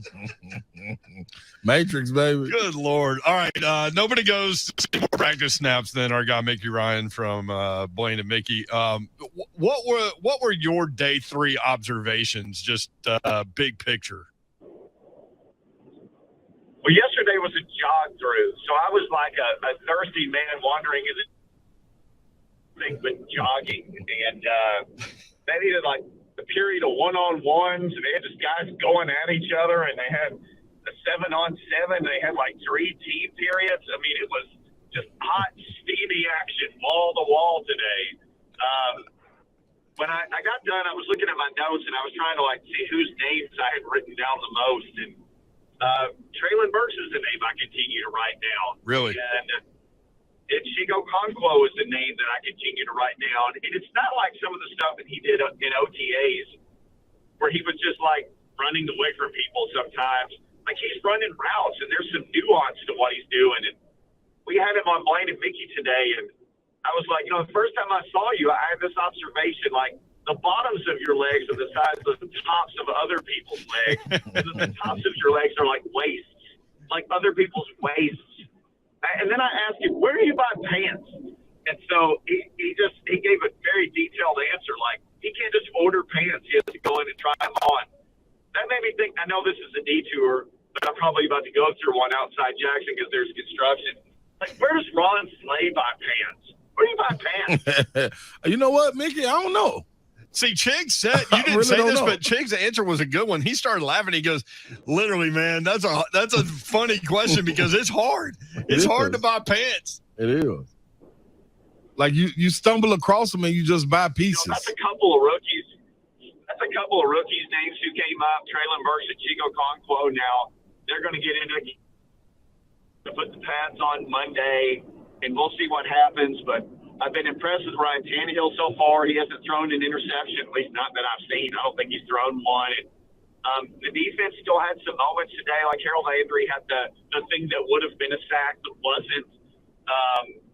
Christian Fulton had a PBU, and Caleb Farley had a PBU, and Greg Maben, who I think I'm going to nickname Mold because they just can't get rid of him. he's just like Mold. Like, you think, okay, that's it. I cleaned it all up. And then you look back, under the air conditioner, and you're like, that's back again? That's Greg Maben. He had a PBU or 2 today. So, really, there were a bunch of guys on offense and defense that had moments. Mickey Ryan joins us at Mickey Ryan 1045. Mickey, you love the back end of the roster stories. Is there a guy? Is it Maben that you're watching this year? Like, what back end of the roster guy is intriguing to you right now? Well, here's your Greg Maben stat. He's the most experienced cornerback they have on the roster. That is so crazy. So he doesn't even count anymore as the back of the roster guy. This will be year 6 for him. They don't have anybody else who can touch that level of experience. So if they bring in another guy off the street, I would imagine it'll be one of those OG types. I'm real interested in the running back, Chestnut. He wears number 36 because he went to like a school that I can't even remember. So I have that in common with him, go to the anonymous school. He's kind of disappeared a little bit the last couple of days, but he's going to get some carries, I think, in preseason games, and I think people are really going to like him. Like, I think he's a guy that people could fall in love with. So number 36, I guess remember him when the preseason games start. I think he's going to be one of those guys who people really like. Now, there's a lot of people who are predicting most teams going to keep 5 running backs this year. Obviously, he wouldn't even be one of those 5. I think they're going to keep 4, including the fullback. But Chestnut is my guy that I'm really watching this year. Julius Chestnut from Sacred Heart. Hey. Sacred Heart sounds like the name of a heavy metal band. Biggie Ryan with us at Biggie Ryan 1045. Keep hearing good things about Dylan Radins, and not that you can tell a whole lot about offensive line, defensive line when they're not wearing pads, but just kind of the confidence with which he's running around out there. And in the videos, he looks like he's moving pretty well too. He's a big athletic rascal. And you remember they said that he played with a mean streak and all this stuff before he got here. And then we really haven't seen him play much. So you can't be mean when you're not playing. Like, you can't bully people out of the way of the Gatorade bucket. You can't be mean other than on the field. The one thing that scares me about Radins is every time they ask, like, Vrabel or anybody about it, they're like, he really likes ball. He really wants it. Well, I mean, we all want it, well, he really wants it. Gosh. But it's never like, hey, man, he was like a grizzly bear today. He was like Jefferson on Fast Times at Ridgemont High. He mauled 4 people in a drill. We had to, pull him off of people. It's always like, man, he really wants it. So I hope that want turns into, him mauling people like a bear. Because, let's be honest, Ron Tannehill got sacked 47 times last year. Yeah. And they got 2 open positions on the offensive line. And Milan's still trying to come back from the knee injury, which hopefully he will. He's lost weight. Guys, he is running from drill to drill like his hair is on fire. He even quit social media to try to, just hone in on the season. But, boy, do they need Dylan Radins to play well. So I hope that he does. Let me ask you this. Anybody else along the line that's impressed you or made you scratch your head while watching? It's hard to tell till pads come on. And remember, guys, earlier this week when John Robinson and Mike Vrabel both spoke, and they got asked, is this getting closer to sorting itself out? And both of them said it's going to probably take 2 weeks or so before we have an idea on the linemen because we have to see them play in pads for a while. It's just hard to say right now. But, Lawan has pep in his step, and he's mouthing and yelling and yapping a lot between drills, so that reminds me of him. We got into a discussion on the show today. Does he need to play like a top 10 left tackle for this season to go great? And I said, I think he can play like a top 10 left tackle. I don't know if he needs to. What if he played like number 12 or number 13 or number 14? I think they'd be okay if that happened. But Lawan's kind of the other guy. Now, Nate Davis came back and looked like he was in phenomenal shape, and he had COVID last year. I think he could really be due for a nice year this year. Mickey, obviously, obviously it's early, and there's definite transition for rookie quarterbacks, but it feels like everybody has to kind of work to say something about Malik Willis when they do their practice nuggets. But here we are, Logan Woodside, 30-yard pass to Treylon Burks today, and Logan Woodside, he's probably got this list in his house of all of the quarterbacks that have come through here that he's beaten out. Oh, remember the Billy Madison list, people to kill? Yeah. I mean, that's. I refer to Logan Woodside as Twinkies after a nuclear holocaust because it doesn't matter what happens. The Twinkies, you just can't kill them. So think about all the people who they've brought in, and they're like, oh, that guy's pretty good. Oh, Matt Barkley, he's had a cup of coffee or two, D. Weiser, called Deshaun Kaiser, like all these different guys have come through one by one. He has just smothered those guys. So, and then what they say today, Mike Vrabel, he studies. Boy, he studies. Man, this guy's a studier. He studies. But I'll say this. The one thing I noticed the most about him today, other than that pass, which was a nice throw across the middle of the formation, and again, Treylon Burks, like running, like that big body running away from somebody. Logan Woodside is going through progressions like nobody's business. Like snap, like his head is just going from progression to progression. So if anybody's got their game face on, oh my gosh, it's Logan Woodside right now. Derek on YouTube, I'm kind of afraid Woodside's going to end up adding Malik to that list. I hope not, though. That's Don's guy. If the season started tomorrow, there's no way on God's green earth that Logan Woodside is anything but the number 2 quarterback for this team. Love it. He's number 2. I mean, he is. He's number 2. Number 5 is number 2. Who does number 2 work for? Who's on third? Do you know that one, Slay? Well, apparently they took me through the ringer on that one, Mick. Who's on first? I don't know who's on third. Yeah. Hey, Mick, you stay safe out there, bro. All right. Hey, gentlemen, have a good weekend. Thanks. Right, appreciate you, bro. All right, there's Mickey Ryan. At Mickey Ryan 1045. Blaine and Mickey. 1 to 3 every day on 1045 The Zone. That's right. That's the guy. Mickey the Rascal. Tighten up Jacari's. That's good. Jacarius Williams. That's good to hear about the O-line when needing them to step up. You really can't tell about that. But I did raise my ears perked up a little bit when Ramon came on the show, who played offensive line at the highest level for a long time. Right. And he said Dylan Radins just has this confident air about him when he's walking around out there. That's good. And I know that has nothing to do with, leverage or footwork or anything like that. But when Ramon says something like that about a guy, that stands out to me. Yeah. You want to find people that are walking around with confidence and are exuding that. And I think that's what he's saying from Radins. He wouldn't say it if it wasn't true. 615-737-1045. Let's try Drew in the borough again. Drew, what's up, Drew? You got the $1.28 billion?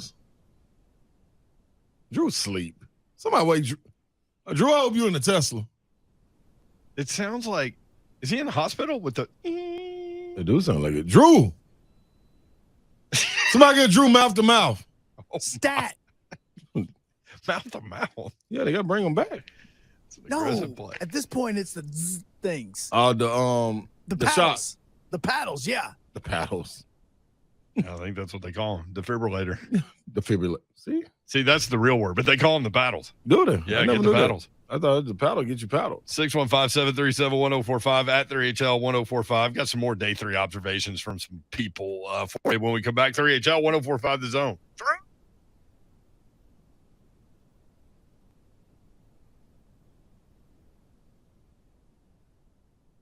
I'm just curious to know who's the top runner. If you say McCaffrey, do not. So in Vegas, it's Jonathan Taylor. Yes. Jonathan Taylor and Derrick Henry. I almost said that. Jordan. You throw you in the right. That's the all-time. Right. That's but part of it is because of what we saw last year in the postseason, because he's coming off a horrific injury, and I'm amazed what that did he they even expect? played. I know. I mean, what do you expect? The man missed 8 games. He's not Superman. He is human. Yeah. The fact that he came back from the injury was amazing enough to me. Now, I question how they used him in the playoffs. I thought that the running back they had in last year, during the time he was out, was more in sync with the offensive line, more in sync with the offense, and they were a different offense with him in there. Now, when Derek comes back, it's a completely different look. It's okay, we're going 22 heavy. And he just wasn't in the game shape. He wasn't in the – it was almost as if he was a step behind. His instincts weren't quite as sharp. Yeah. And that's not a knock. Now, it's understandable. The flip side of that, the injury wasn't that horrific that he can't bounce back from. he's got fresh legs. Yeah. Okay. That's And competitive spirit. The competitive spirit. Yeah. And not to mention, before he got injured, on his way to obliterate, not break, but obliterate Eric Dickerson's record, which he has had for over 30 some odd years. Right. So again, Derek has always everything's been questioned about this dude. As soon as he came in the league, he's too tall, he's too this, he's too that. He goes out and rushes for 1,500 yards. Next year, 2,000 yards. It's always something. So, it's not anything he's not used to. I think he'll bounce back. I think this offense has a lot to prove. Now that A.J. Brown is no longer here, that's a big deal. Yes, it is. I mean, listen. Say what you want. AJ opened the field up. Yeah. It stretched you. I mean, having being a coach, being a running back, and understanding you need a passing game to get you space, that's going to be a huge question mark. Now,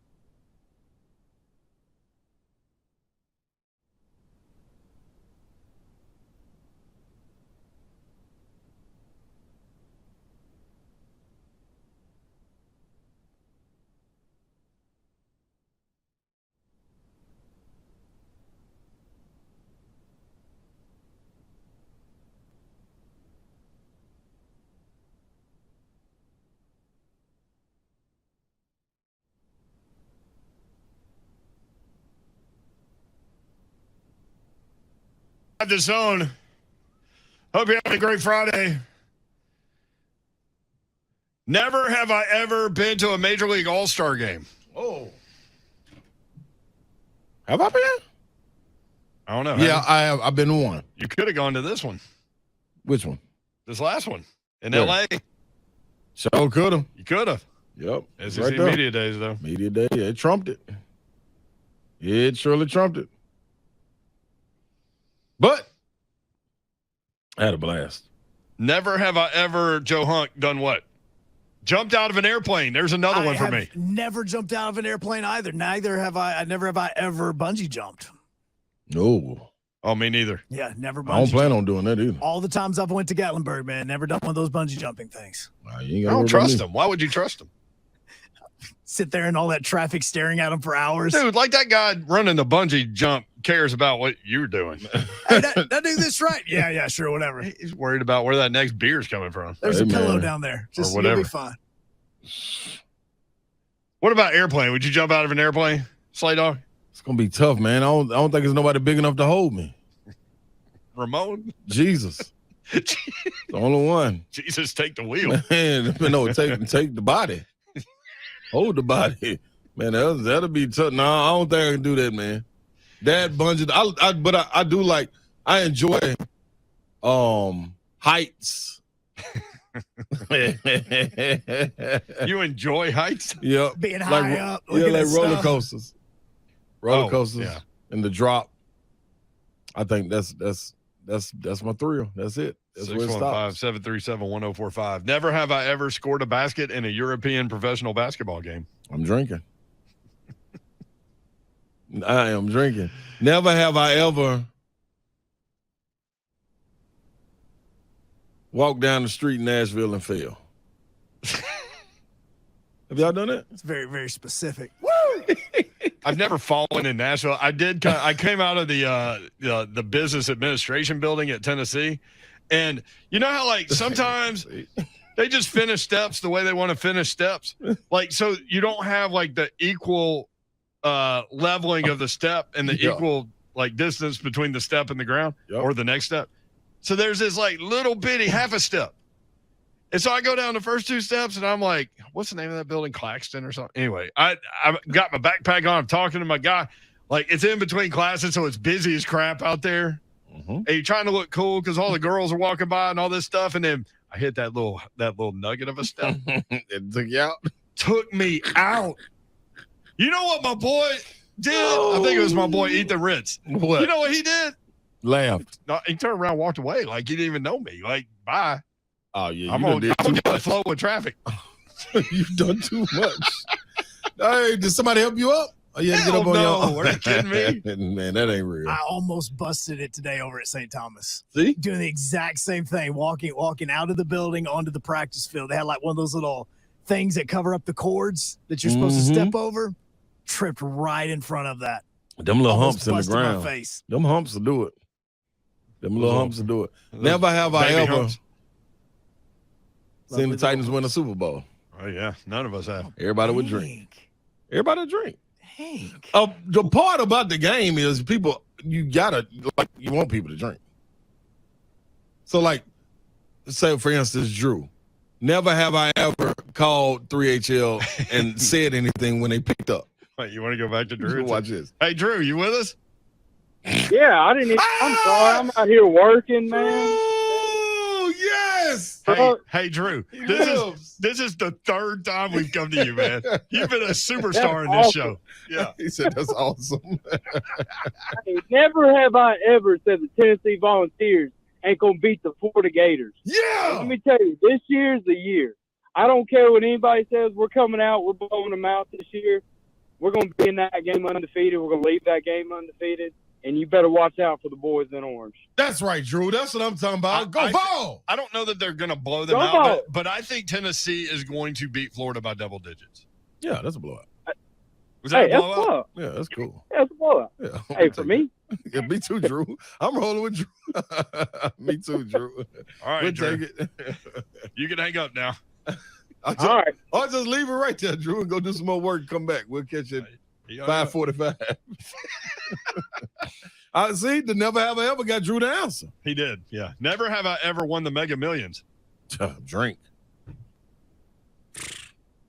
That's gonna make 1.28 we're gonna drink some. billion. We're gonna burp on that one. Could you imagine if you watched them call the numbers Boy, and you got like boy, the first two don't you right? do that. Don't you do that to me. At that point, Don't would do you that like to hit me. pause on your TV to No, kind of man. let the moment soak in for a second? Like, Hey, man, I'm man. 2 for 2 right now. No, man. I'm gonna sit right there. My jaw's gonna hurt.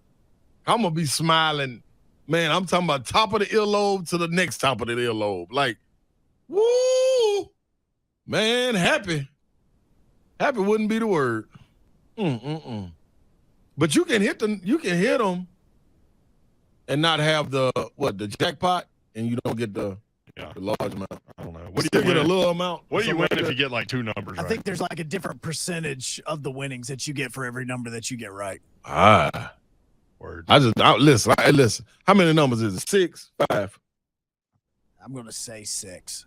See, and I think the 6 is the 6 is the Powerball. So I ain't even greedy, y'all. Just give me 4. Just give me 4 numbers. 4 numbers. 4 numbers. I want to find out what 4 gets you though, because if 4 gets you like $800, somebody know. Somebody out there listen. Haley knows. Haley already got hers divvied up to go to the NIL for Vandy, so she know exactly what's. She already paid $800 for a punter that could run 81 yards. What I'm saying. See. Hey, man. Listen to the whole show. You get the callbacks. 615-737-1045. Mike is in Brooklyn. Is that right? No, I'm from Brooklyn. Oh, you got a mistake. No doubt. You hear me? But I've been living here. Slay, you remember me? I was talking about the draft and me being in the music business. That was it. Yeah. Okay, yeah. I'm with you. Okay, so watch this, guys. Now, this is going to be in fun, so don't come out here and have me snatched up. But if I won $1 billion, I would gentrify the country music industry. That was good. First, I buy the Grand Ole Opry, and it would become the Grand Ole Hip Opry. I like that, Drew. And then I buy the Bridgestone and make all of the country artists open for me. Okay? and then watch this play. Tootsie's would really become Magic City 2. Oh. Yeah. Turn up on Broadway. Do y'all think that Magic City 2 would work on Broadway? Yes. Yeah, believe it or not. Man, no. I was asking an honest question. I think it would. Listen, yours was here when it was when. Watch this.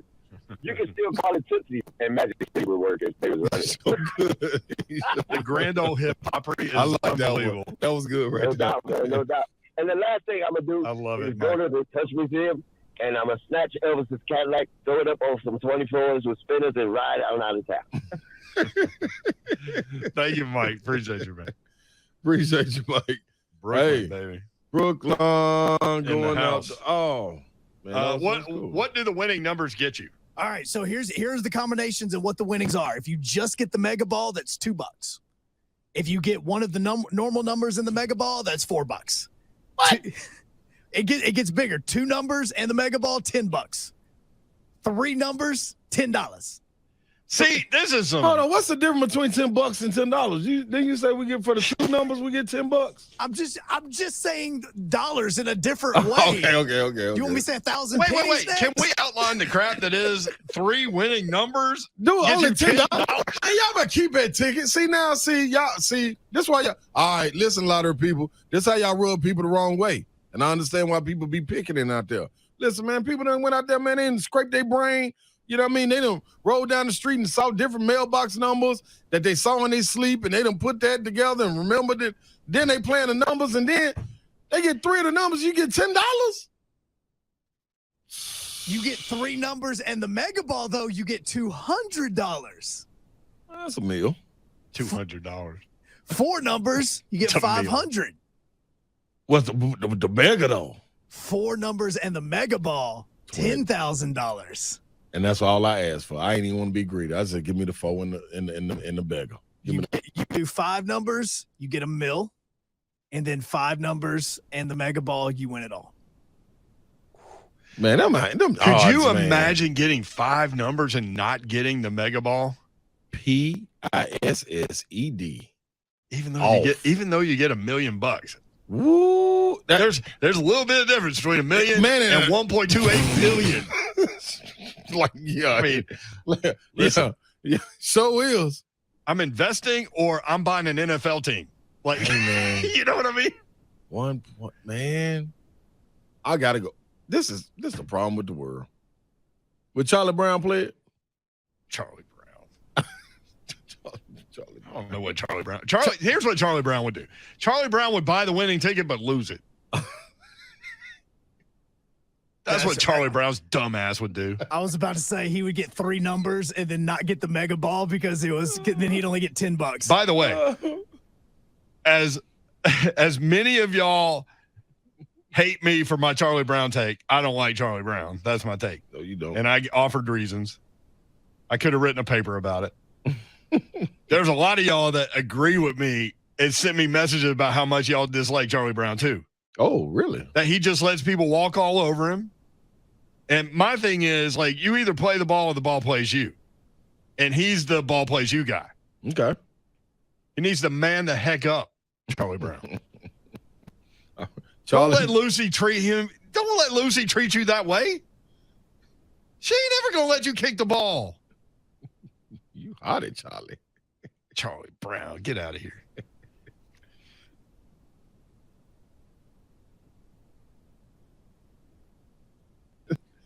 Again, this is something that is that'll make your watching NFL football a lot more fun for you, because everything, this is for our listeners, everything is a matchup in the National Football League. Every time that you see people going in, people coming out, you wonder why they're changing, because they're trying to match personnel. An easy way for a defense, it's all for defensive people. Yeah. The defense is who has to match personnel. So you name the personnel. There's only 5 eligible receivers in every NFL set. Right. There's 5 eligible. And so you name it off. You go by running back, you go running back, tight end, wide receiver. And you leave the wide receivers off. You go running back, tight end. So whatever you say, the first 2 numbers. So I say it's 21 personnel. So that's 2 running backs, 1 tight end. Okay. How many receivers are there? 2 running backs. I'm adding to 5. 2 and 1's what? 3? Yep. How many wide receivers are there? You got 2. That's all you got to say. So I'm saying, so you're my defensive coordinator, and I say, Ron, they got 21 in the game. So, right now they've got 2 running backs, 1 tight end, 2 wide receivers. I'm going to match my personnel with them. Okay. If I say 12, then I've got 1 running back, 2 tight ends. How many receivers? 3. No, just don't do that to me. You got 2 You have limited time on the sideline to get this in. Look, that Tennessee math, that'll get you, man. I don't have time for this. I'm sorry, Coach. I tell my rookies, look, I told my rookies, you got to count to 5. And don't waste my time, because when you can't count to 5, you're taking my money. 3. Yeah. Don't do that. Don't do that. I'm sorry, Coach. It's better to sit there and say nothing than to say dumb. Right. Okay, just don't. It does say dumb. I apologize, Coach. You got 2, Coach. 22 personnel, Slay. 22. You got 2 How many running backs, and you got 2 tight ends, you got 1 receiver. Let's go, baby. Put me on the game. There it is. You got a little bit of dose of Coach Matt coaching. I love it, Coach. Hey, sometimes at Pro Phone, you were the 1 receiver. Hey, man, listen. When you put me in that film room, baby, that's why I thrive in them. 13. I say, hey, Ron, they got 13. You got 1 running back, and you got 3 tight ends. You got 1 receiver. Oh, see. God, let's get some work done, Coach.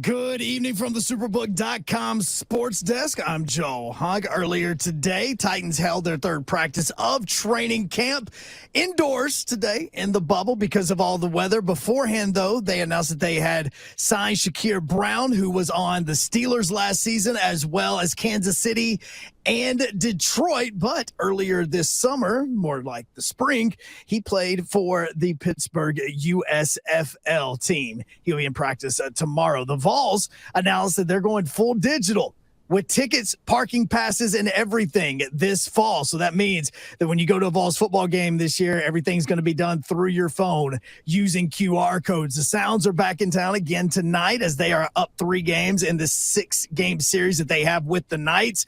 The retirement of Tim Dillard's number 17, is going to happen at 6:40 before first pitch. And the Braves also at home taking on the Arizona Diamondbacks. For all your foundation repair and waterproofing needs, you need to visit USSTN.com. Breaking news at once on your home for the Vols, the flagship station for your Tennessee Titans, and home to 3HL. This is 104.5 The Zone.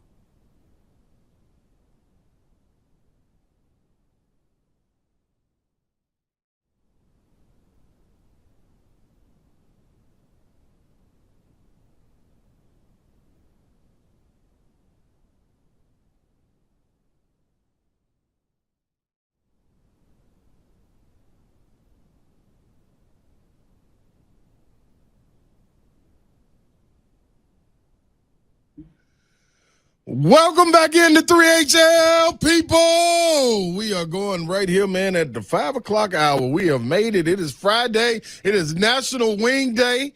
But first and foremost, you're on 3HL, so you got to pay attention to this before you go get your wings. I am Ron Slay. Good old Rocket Top. This kind got no root. This kind got no root. No root. No root. Good old Rocket Top. Yes, indeed. That's Joe Hunk behind the glass, man. And you can always pay attention and watch the stream where? YouTube, Facebook, Twitter, and Twitch. Twitch, please. It also does not sound right when you introduce yourself. And that's what I was just thinking. I was thinking, man, now Yoro is here. He just had to step out for a quick second. But this is the thing, though. When I introduced myself, I was thinking, like, why am I saying, like, Ron Slay? Maybe I should let Hunk do that. I was seriously waiting on you to pause at any point in time so I could say, welcome to 3HL. He's Ron Slay. Hey, and man. that's what I was waiting on. Went straight into it. Hey, that's my bad. Sometimes you get a little weird, Hunk, man, and just trip out, man. But we've been playing a game today that we stumbled across, and everybody knows this game. You know, all the older people of our generation era, and we're schooling the younger generation. Never have I ever. It's a game that you play, man, a lot of times when you get to college. You know, it's a drinking game.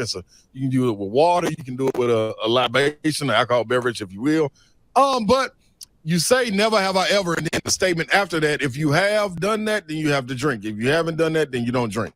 So been a lot of things. A lot of people been calling in about that. Hunk had some, I had some, Yoro had some. But the main thing, though, Hunk, we talked to Cosell already. Yes, we have. So we ran down quarterbacks, talking about quarterbacks in the SEC, talked about Kyler Murray, everything he had going on, touched those bases. Now we have some sound bites because guess what, Hunk?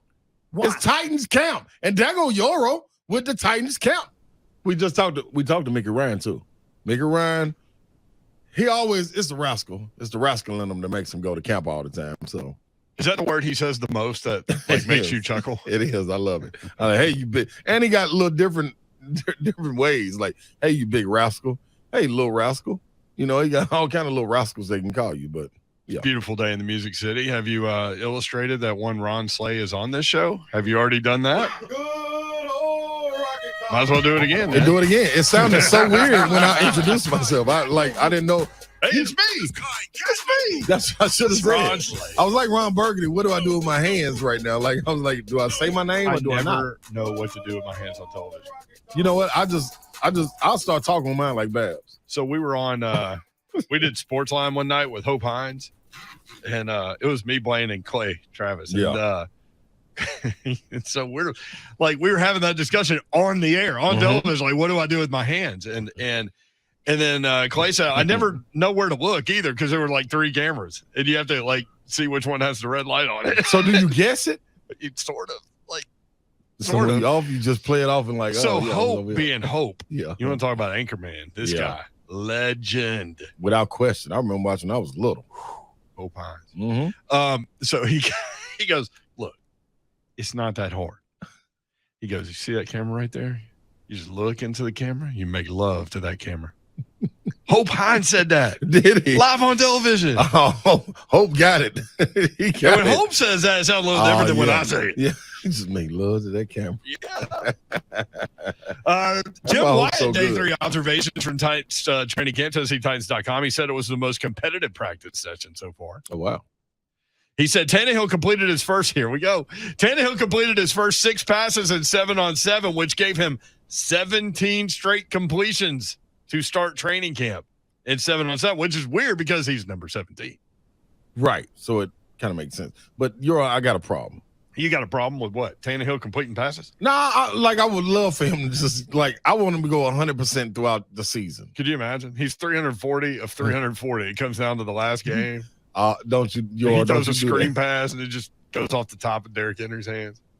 Oh, don't do that. Don't do that to me. Do not do that to me, man. Like, what if Tannehill, seriously, what if Tannehill is like, you know what? I'm so tired of hearing everybody talk. And he throws like 91%.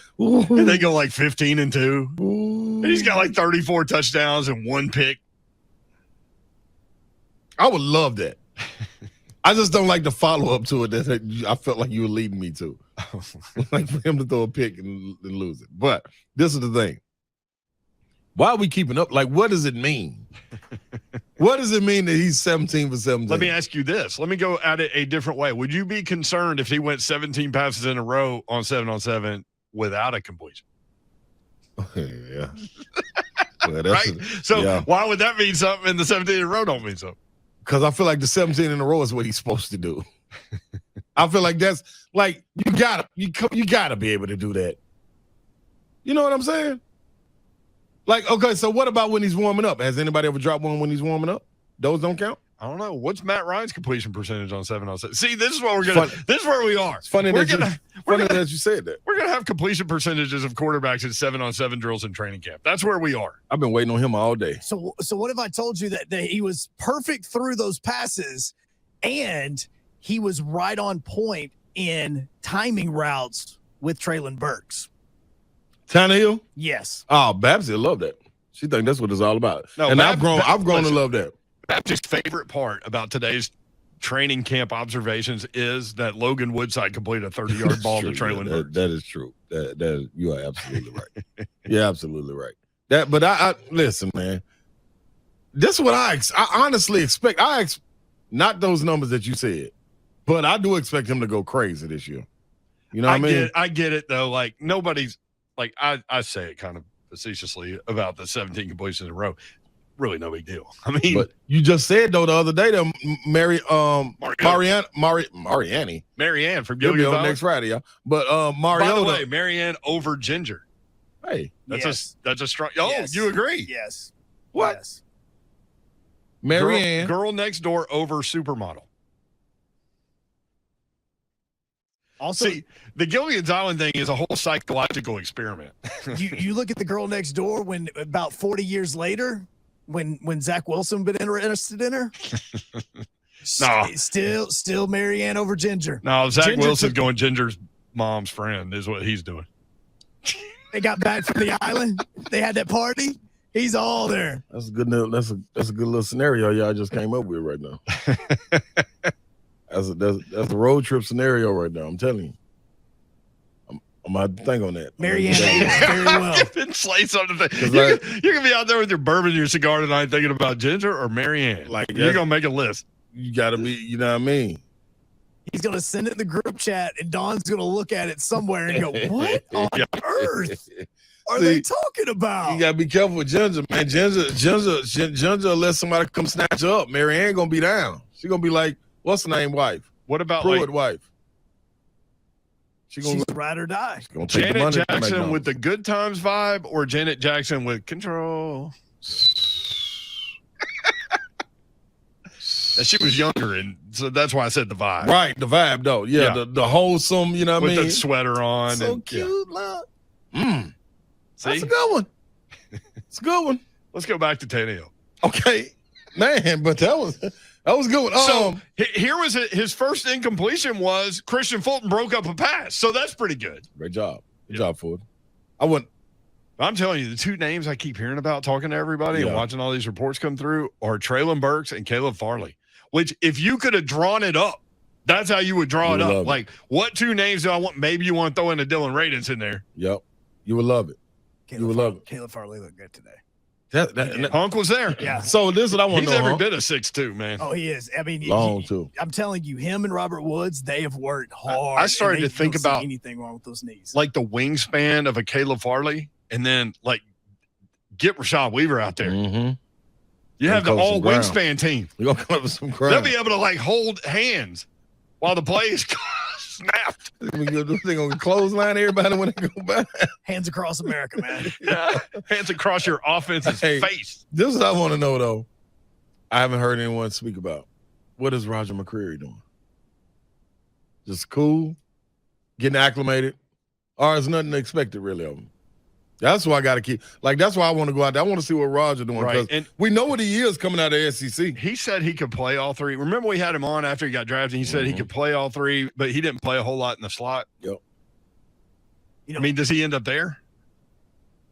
You know, if he does, you've got three highly drafted dudes, three really young dudes out there at corner. going against these quarterbacks, man. I can't wait to see.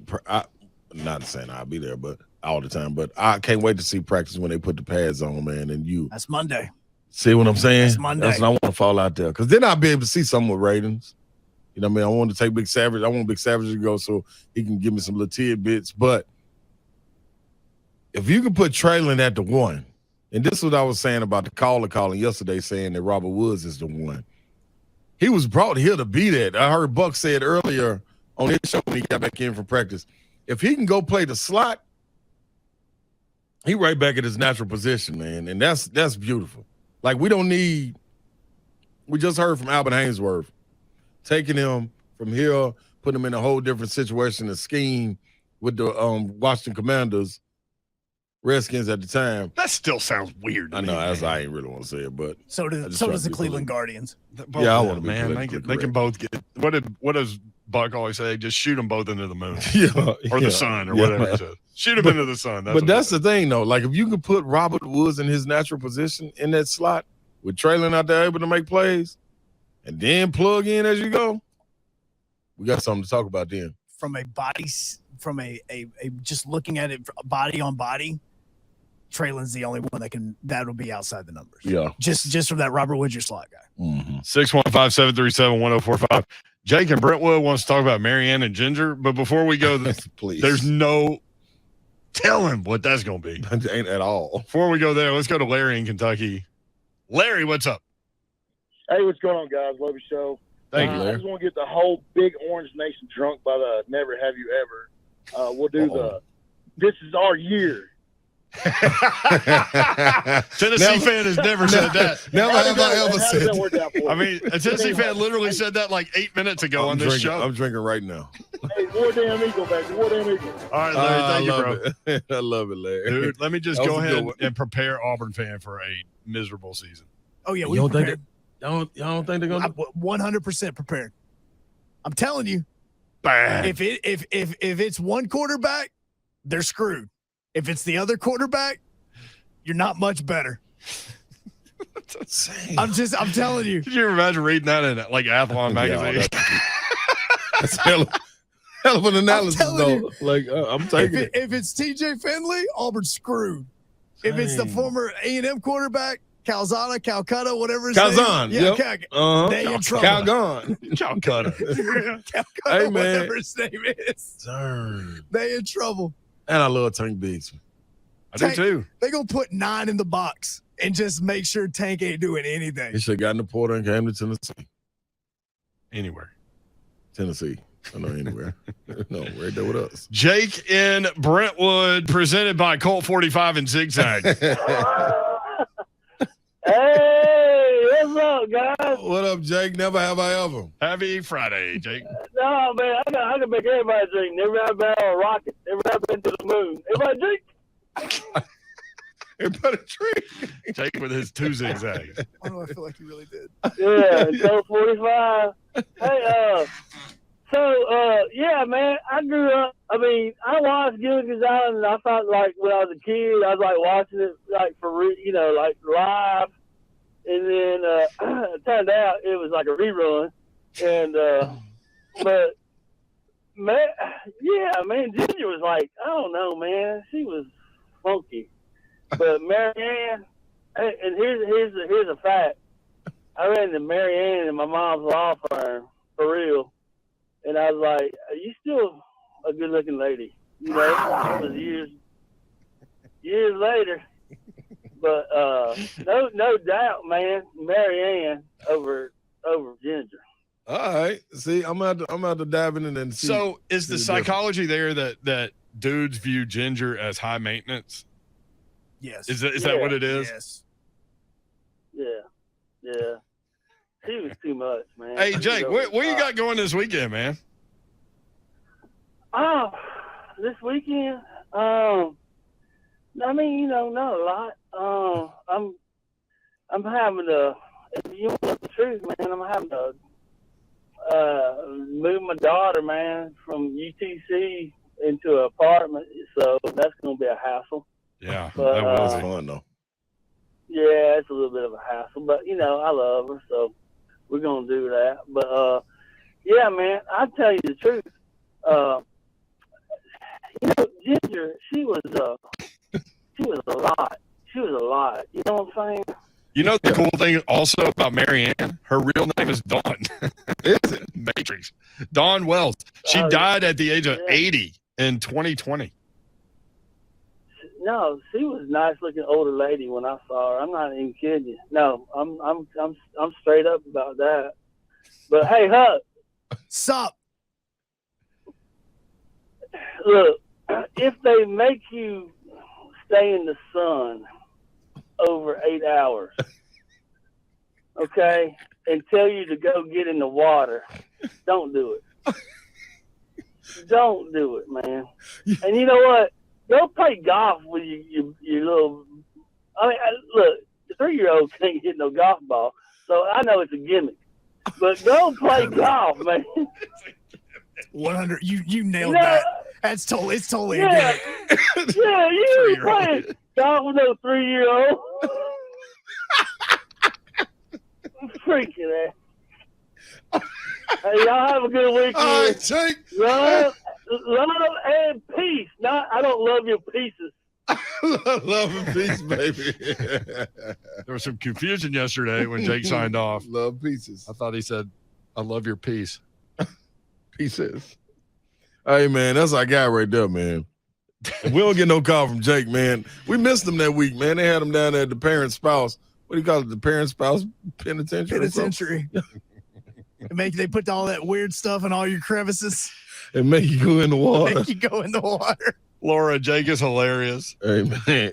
Rasta High, Jake sounds like a character from King of the Hill. Dude, I'm getting texts from partners. Vandy Chris, Jake makes me unalive. Jake said, I can make everybody drink. I ain't never been on the moon. Everybody drink. I've never been on a rocket. A rocket. Oh, man. 3HL 1045 The Zone. What are you encouraged by based on the 3 days that we've seen and heard and watched videos and listened to people talk about Titans training camp? What has you encouraged? 615-737-1045. Hi, I'm Ryan Kelly. Is it time for some updates around the house? Last year, our average client received over $52,000 with a simple cash-out refinance. Let's make those home remodeling projects a reality. Start now at thehomeloanexpert.com.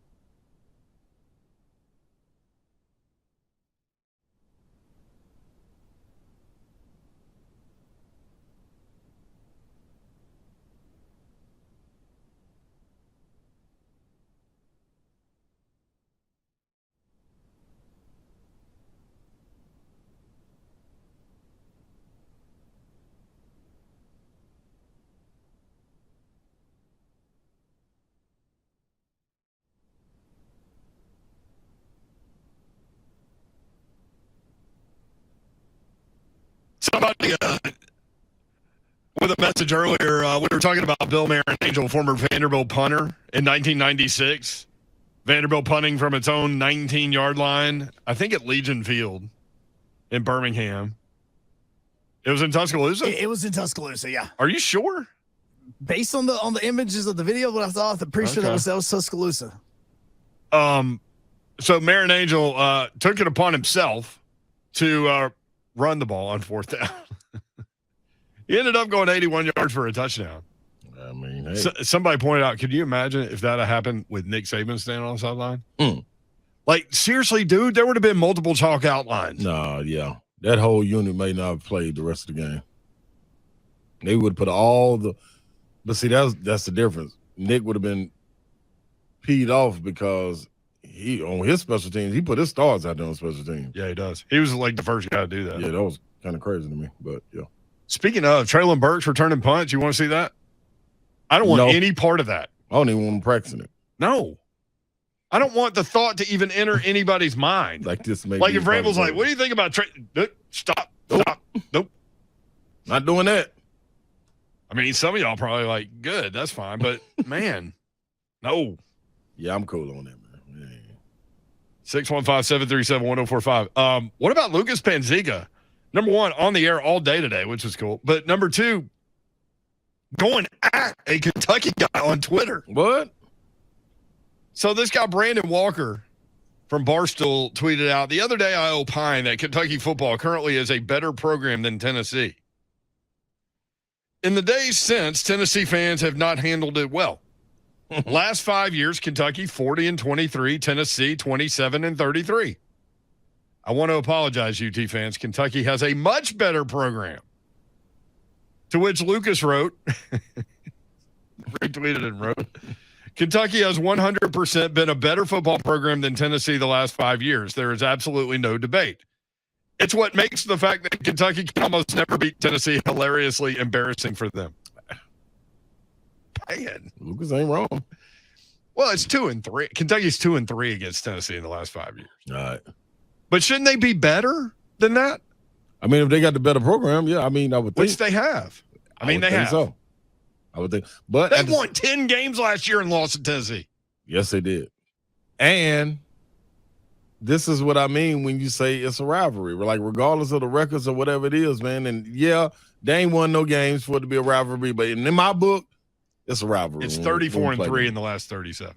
Yeah, no, I'm cool with that. You know what I'm saying? I'm cool with that. Like, that's all right. That's still a rivalry game for me. It's still a rivalry So if game. they go to one permanent opponent, you think Kentucky over Vanderbilt for Tennessee? My choice? Yeah. Like, you don't want to go 70-0, 70-1. I just remember going to see so many Tennessee Vandy games over in Nashville. Like, me and my boy Scott Curry, we painted our faces, Slay. Did you? It sat over there at Vanderbilt Stadium. Yeah. Freezing cold. Took blankets even.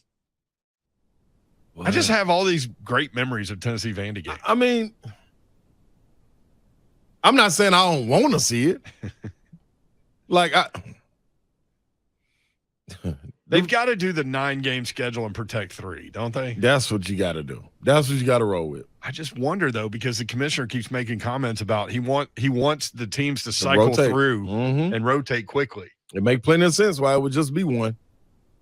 It makes plenty of sense. We'll be able to ask him next year. I really think he wants to do that, but there may be too much pressure the other way. I mean, you got to have Tennessee and Vandy. The schools want 8. A lot of the coaches want 8 because, like, South Carolina, for example, plays Clemson every year. Kentucky plays Louisville every year. So it's not like you can just, okay, we'll do 8 conference games and play 4 cupcakes. Like, there are a lot of scenarios where that doesn't happen. Right. For some schools. Like for Tennessee. We got to go through the gauntlet area, regardless. And then if you do the one permanent opponent, does it make it harder or easier? I don't know. I mean, it depends on, if Ole Miss gets Vandy and Tennessee gets Alabama. I mean, it's like, Nah, they ain't going to do that. Alabama's getting all. Auburn. Florida's getting Georgia. Yep. So that's like Tennessee's going to get Vanderbilt in that scenario, I'm telling you. You're right. It makes even more sense. Like, I just don't want to become unbearable. If that's the case. Yes, you do. No, I Bro, really you've don't. already said when Tennessee's back, I'm going to be unbearable. Can on you the imagine? air. Can you imagine if Tennessee got into the college football playoff? What Slay would be like? So, when Tennessee began the 1988 season, my man Duncan Stewart, heck of a name, the godfather of sports talk radio in Nashville, Mm-hmm. that Tennessee lost like 3 in a row. My man goes up on a billboard and says, "I'm not coming down until Tennessee wins the game." They lost again. Yeah. Had a bye week. Lost again. My man had supplies. People would they had like what do you call those things? The cherry pickers that would go up there. Yeah.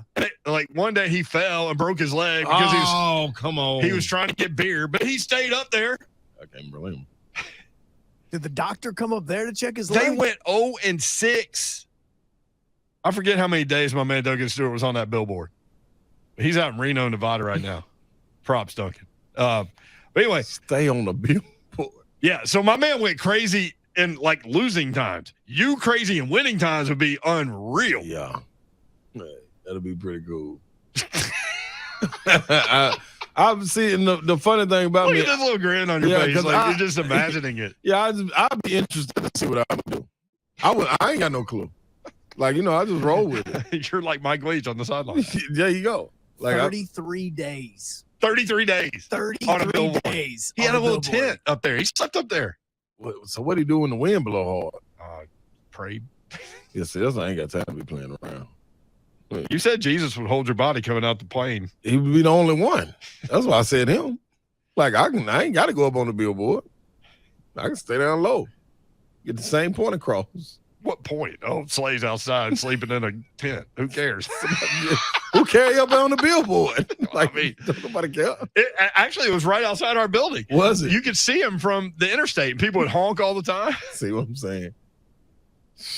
33 days, boy.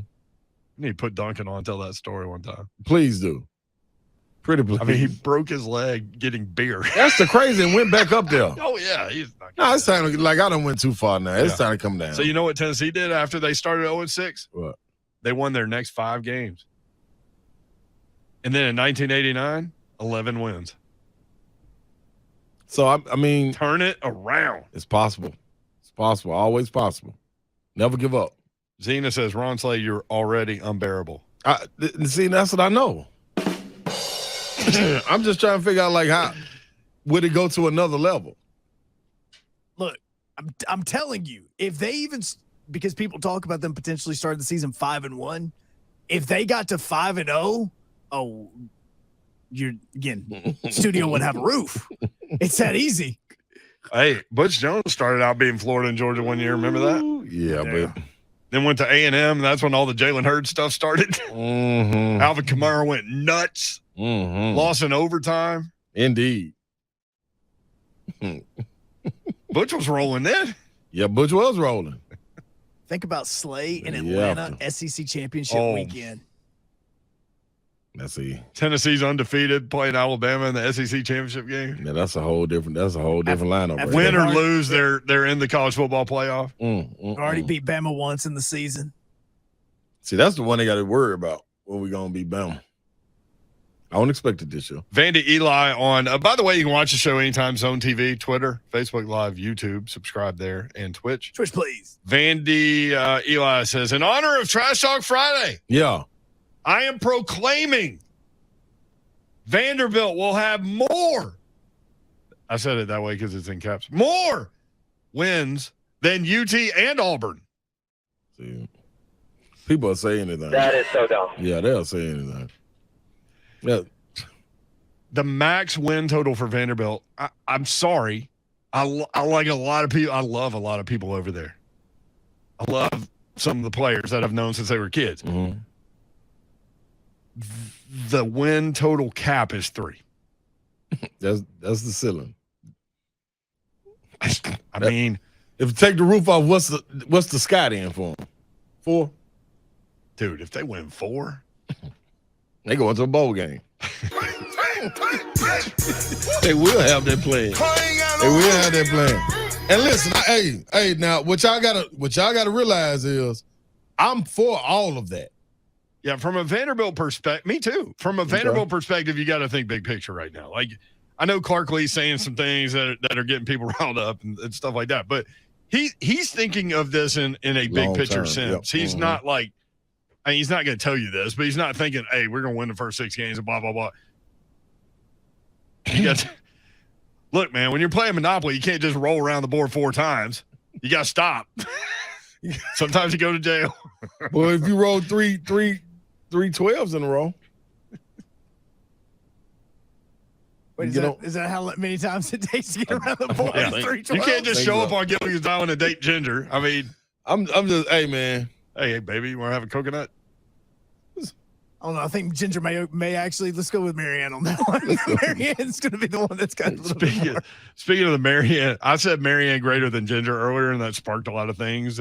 Gillo in Nashville, is that where we are? Yeah, you guys are talking about rivalry, and you're just talking about Marianne and Ginger. That's a pretty Why good are one. you leaving Mrs. Howell out? Nobody rocks the parasol like Lovey. Hey, Zach Wilson going after Mrs. Howell.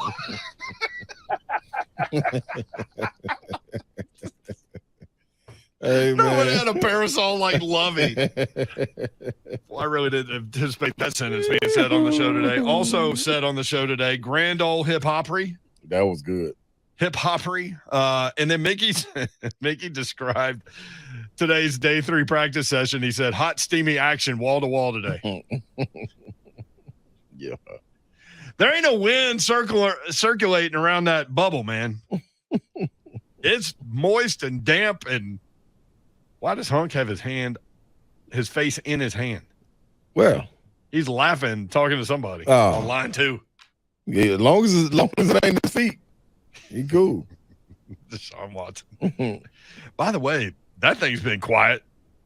Wait, today's Friday. Today's the perfect Deshaun Watson news dump day. Oh, yeah. Everybody's focused on training camp.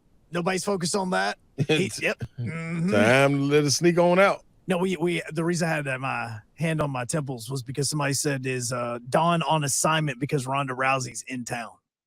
Oh, yeah. Didn't Dawn want to get into it with her? Yep, I was going to be there. That's supposed to be her music too, right? That is Ronda's music. I'm rolling with Babsy.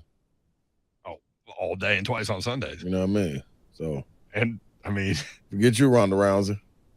Ronda Rousey probably in town right now. Yeah, she probably is. She's with all the woo girls down on the pedal tavern. Woo! 3-8 show. 1045 this zone. Davenport would have had a great day today. Oh, she would have loved this. On a Good Friday for freak ball. Oh, say remix. Man. What's going on over there? I don't know, man. What is freak ball? I don't know. A game we just invented. I mean, we did Never Have I Ever on the radio. That's a 3HL first right there. And that was fun. I think the callers had fun too. Look, somebody calling about it right now. Jacob Brentwood. Never have I ever. Everybody go and drink. Never have I ever been on a rocket. Everybody drink. We'll be right back. June 30th, 2021, the NCAA says, hey, if you're a booster, you can't talk to anyone. And then on July 1st, it's like, go ahead, DM them, do whatever you want. Open season. Yeah, do whatever you want. Nope, doesn't. They can sign a contract, but guess what? The guy says they take a deal, and then like, oh, I'm no longer playing for Tennessee. You can't stop them if they want. That's the weirdest thing, right? Yeah. Like as a lawyer, what do you say when you're like, okay, you're going to give him money, you're going to agree to terms, and then it's like, oh no, but he can't. A condition is you can't say that a condition is you're being at the school. What? Yeah. The next day he goes, all right, I'll take my $8 million. Like it just doesn't make sense, and I think it's not going to make sense in the future. I think the SEC and the Big Ten, they're going to be the ones who are going to be paying the players. Right. You know, like everyone gets $300,000 or whatever it is, and it's going to be what it is. But like, I mean, you look at Tennessee, and it's like, well, what does it take? You know, is it going to take it? If they're spending the money they're allegedly spending, and then like they don't have a great year, are they going to spend that same amount of money again? Right. Mm-hmm. And from a coaching perspective, like this quarterback over here signed an $8 million NIL deal, but I found out that he's not as good as this guy. Good luck in your locker room, right?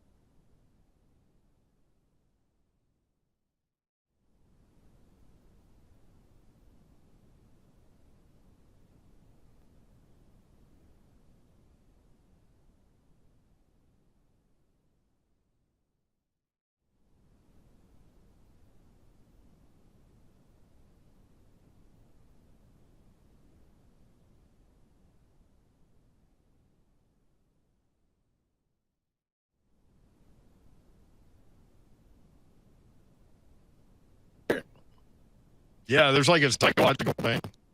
Not claustrophobic. He was open air phobic. Not gonna leave your house phobic. Yeah. I'm gonna look that up while we're talking. I heard about 645-737-1045. Agoraphobia? Agoraphobia, yeah. I heard about people with germs and stuff like that. Now I want to come outside because of germs, but agoraphobia. Yeah. It's a real I'm thing. scared not to leave your house. Yeah. Something might happen. I'm scared of carnival rides. I don't really I'm play scared around. of the I don't really people play that are with carnival running rides. the carnival rides. They could have been up on a bender all night, huh? Never have I ever thrown up on a carnival ride. There you go. I wouldn't. I don't mess with carnival rides. You got to take me to a real amusement park. And you love roller coasters. I do. Yeah, but them, man, you know, people assemble them things That's what I'm saying. at night in the dark and everything. Nah, They man. just drove 12 hours from Yeah. Nebraska Yeah. to set up at No, Cold Springs. yeah. No, sir. You see me now, man, the Ferris wheel, and it come off and just roll down Bell Road. Mm-mm. No. Bell Road. No, man. Dude, my kid, we were at Pigeon Forge in a golf tournament, and they had this gigantic Ferris wheel up there. Yeah. And I was like, all right, he went, third boy wants to do everything. Mm-hmm. So we get on that thing, and I didn't think about this part, Ghost. Yeah. Lights just flickered. I didn't think about this part. So you're riding around this thing, and you're in your own little compartment. Right. Right. But it's not fixated. It's Right. like kind of swings Yeah. every time the wheel moves. Yeah. And so then I didn't think about like people getting on and off. Mm-hmm. So, man, you're stopping all the time. Up top. And you don't want to look nervous in front of your 12-year-old Right. who was 11 at the time. Right.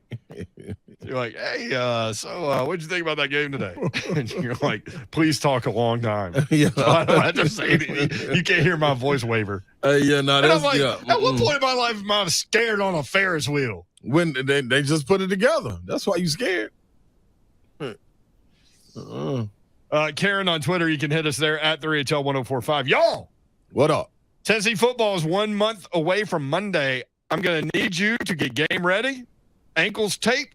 Let's roll. Okay, don't worry. We're going to be spatted. I'm going to go old school and spat it.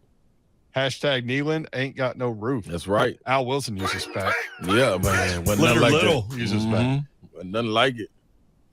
Ain't got no The city ready. You're in a really weird mood today, man. I am. We all are. We just trying to make it on through, man. At some point, you got to get to a point where you make it on through and you go back, you recharge, and then you come on back for some more. That's why I am. Plus, I'm going to see a funny guy tonight. Who are you going to see? It's like if you never asked who I was going to see, I was just look at you. Yeah, I was going to say. I was going to look at him. Listen, man. I have proper interview skills. Hey, man, Corey Holcomb. When you talk about a guy that's hilarious and so his jokes are so out of place. Like I was not even. they have they have no place in society. Like it's everything that you would die laughing. you like out of I place. like the jokes. unexpected. He got it. That's why I like Jake and Brentwood. Oh yeah. This is right there. Hey man. Y'all notice I never put Jake and Brentwood on hold early. Like, No, you that get man, right to he just keep talking. Dude, He these do a whole jokes- damn segment. Oh man, it's so honorary. But he's hilarious. And I love it. He's ornery. He is, man. Like he tells me the jokes he tells, it's no way. He ain't got one joke I can tell on there. Not one. Not one. The man's man, I ain't see. And after you laugh Where out loud, are you going to see I'm him? going to Zany's. Oh yeah. I'm still looking for the hookup at Zany's. Anybody got Zany hookups? Holler at me. Okay. But he got a joke, man, and this I don't know ain't what I should say to that. this ain't funny. Zany's low key is one of the great Nashville places, man. Man, do you know the people that come through there, man? I remember we first saw Kevin Hart over there before he Did you really? took all the way off. He See, was that's the already thing. big. Like, literally, you could go see anybody. It doesn't matter. And you're going to have a good time. Yep. And them comedians always working on their stuff, man. So it's Yeah. no telling who's gonna come through there. Chappelle, everybody will come through there, man. Because that's their pickup game. You know what I mean? That's their 7-on-7. It is. It is. That's their No preseason. drops. Yeah. No drops. Yeah, 17 laughs in a row. Yeah, I'm telling you. Screw What's you, the name? Tannehill. I got this. Right. Like, what's the name said it? What's our guy? What's that guy that did the voiceover?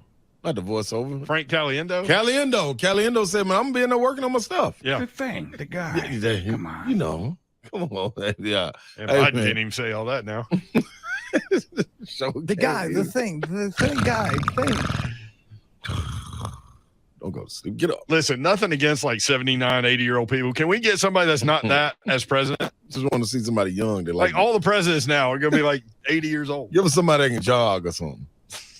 I mean, Biden rode a bike the other day. And You fail. want him to pass the NFL physical test? Yes. That's what we need. The president has to be able to pass the conditioning test of the NFL. And let Vrabel run it. Let Vrabel run it. Vrabel be right there at the end with the stopwatch. Can't get it? Sorry. You got no votes, but you ain't passed the conditioning test. Next. You won California, but you couldn't get through the 20-60-yard sprint. I can't wait to tell Dawn all the things we talked about on the show. Well, she would love this one right here, though. Woo. Yeah. It's funny, like you go through life and you do all these things, and you're like, when you hit 80, you want to be president. Yeah, you know what? You know something I ain't did? President. Oh, yeah. Good ring to it. All right, Jason, next up on the radio. Ric Flair could be president. He's 73. He most definitely could. Hello? Hey, here we go. Oh, hey, thanks for taking my call. Hey, look, I'm hype about Zanies, too. That kind of threw me off, man, because I like seeing Arnez J there. Yeah. And Earthquake is getting ready to come in September. He sure is. I saw that. And I agree with Brent, man. It's a great low key. That place in City Winery. Like if you ever want to go see somebody perform, yeah. Jason, I'm City glad you Winery is mentioned really City good. Winery because I think a lot of people still don't know about City Winery. I didn't. Seriously, Yeah, like a lot of music, comedy, they got it all going down there. Mm-hmm. Yeah, man. Because we seen John B. not too long ago. I mean, dude, still I like was he's in the there. 90s. I was in there. Was it? Yeah, I didn't know nothing about it till the last minute. I was like, what John B doing in Nashville? Get in there. That was wild, Oh, man. But yeah, the Woo thing when you brought up the Woo girls downtown, I was sitting there thinking, well, since Ric Flair's here, I wonder who's got the bigger Woo. You know, is he gonna be there? And that would be so funny to see him riding by saying Woo as they're wooing by. That would be funny. They That should have would done a do it. video for that. Thank you, Jason. Appreciate you, man. Man, that's how y'all the intermunicipal. I was gonna take John. John jumped off. I was gonna take you, John. Man, John. I can tell you off the air. Him and I talked for a good 5 Woo! minutes. Derek, great show today, guys. Have a fantastic weekend. Laura, another great show. Have a terrific weekend. For those that don't know, we do have a teleprompter that where we read the script of each show every day. Mhm. Today we went off the script a little. Yep. We sure did. And we'll do it again. Have fun with the funny man tonight. Oh, man, Corey Holcomb, hilarious, man. Maybe he could be president. Man, dude. Nah. See, if we had a president that told a bunch of jokes. Hey, man. Yeah. Let me tell you about China. I mean, this one kind of does. If y'all just YouTube them, and if you just listen to one joke, we went through the music. Hey, you can't contain us. It's okay. When Mama Bear ain't here. Man, we off.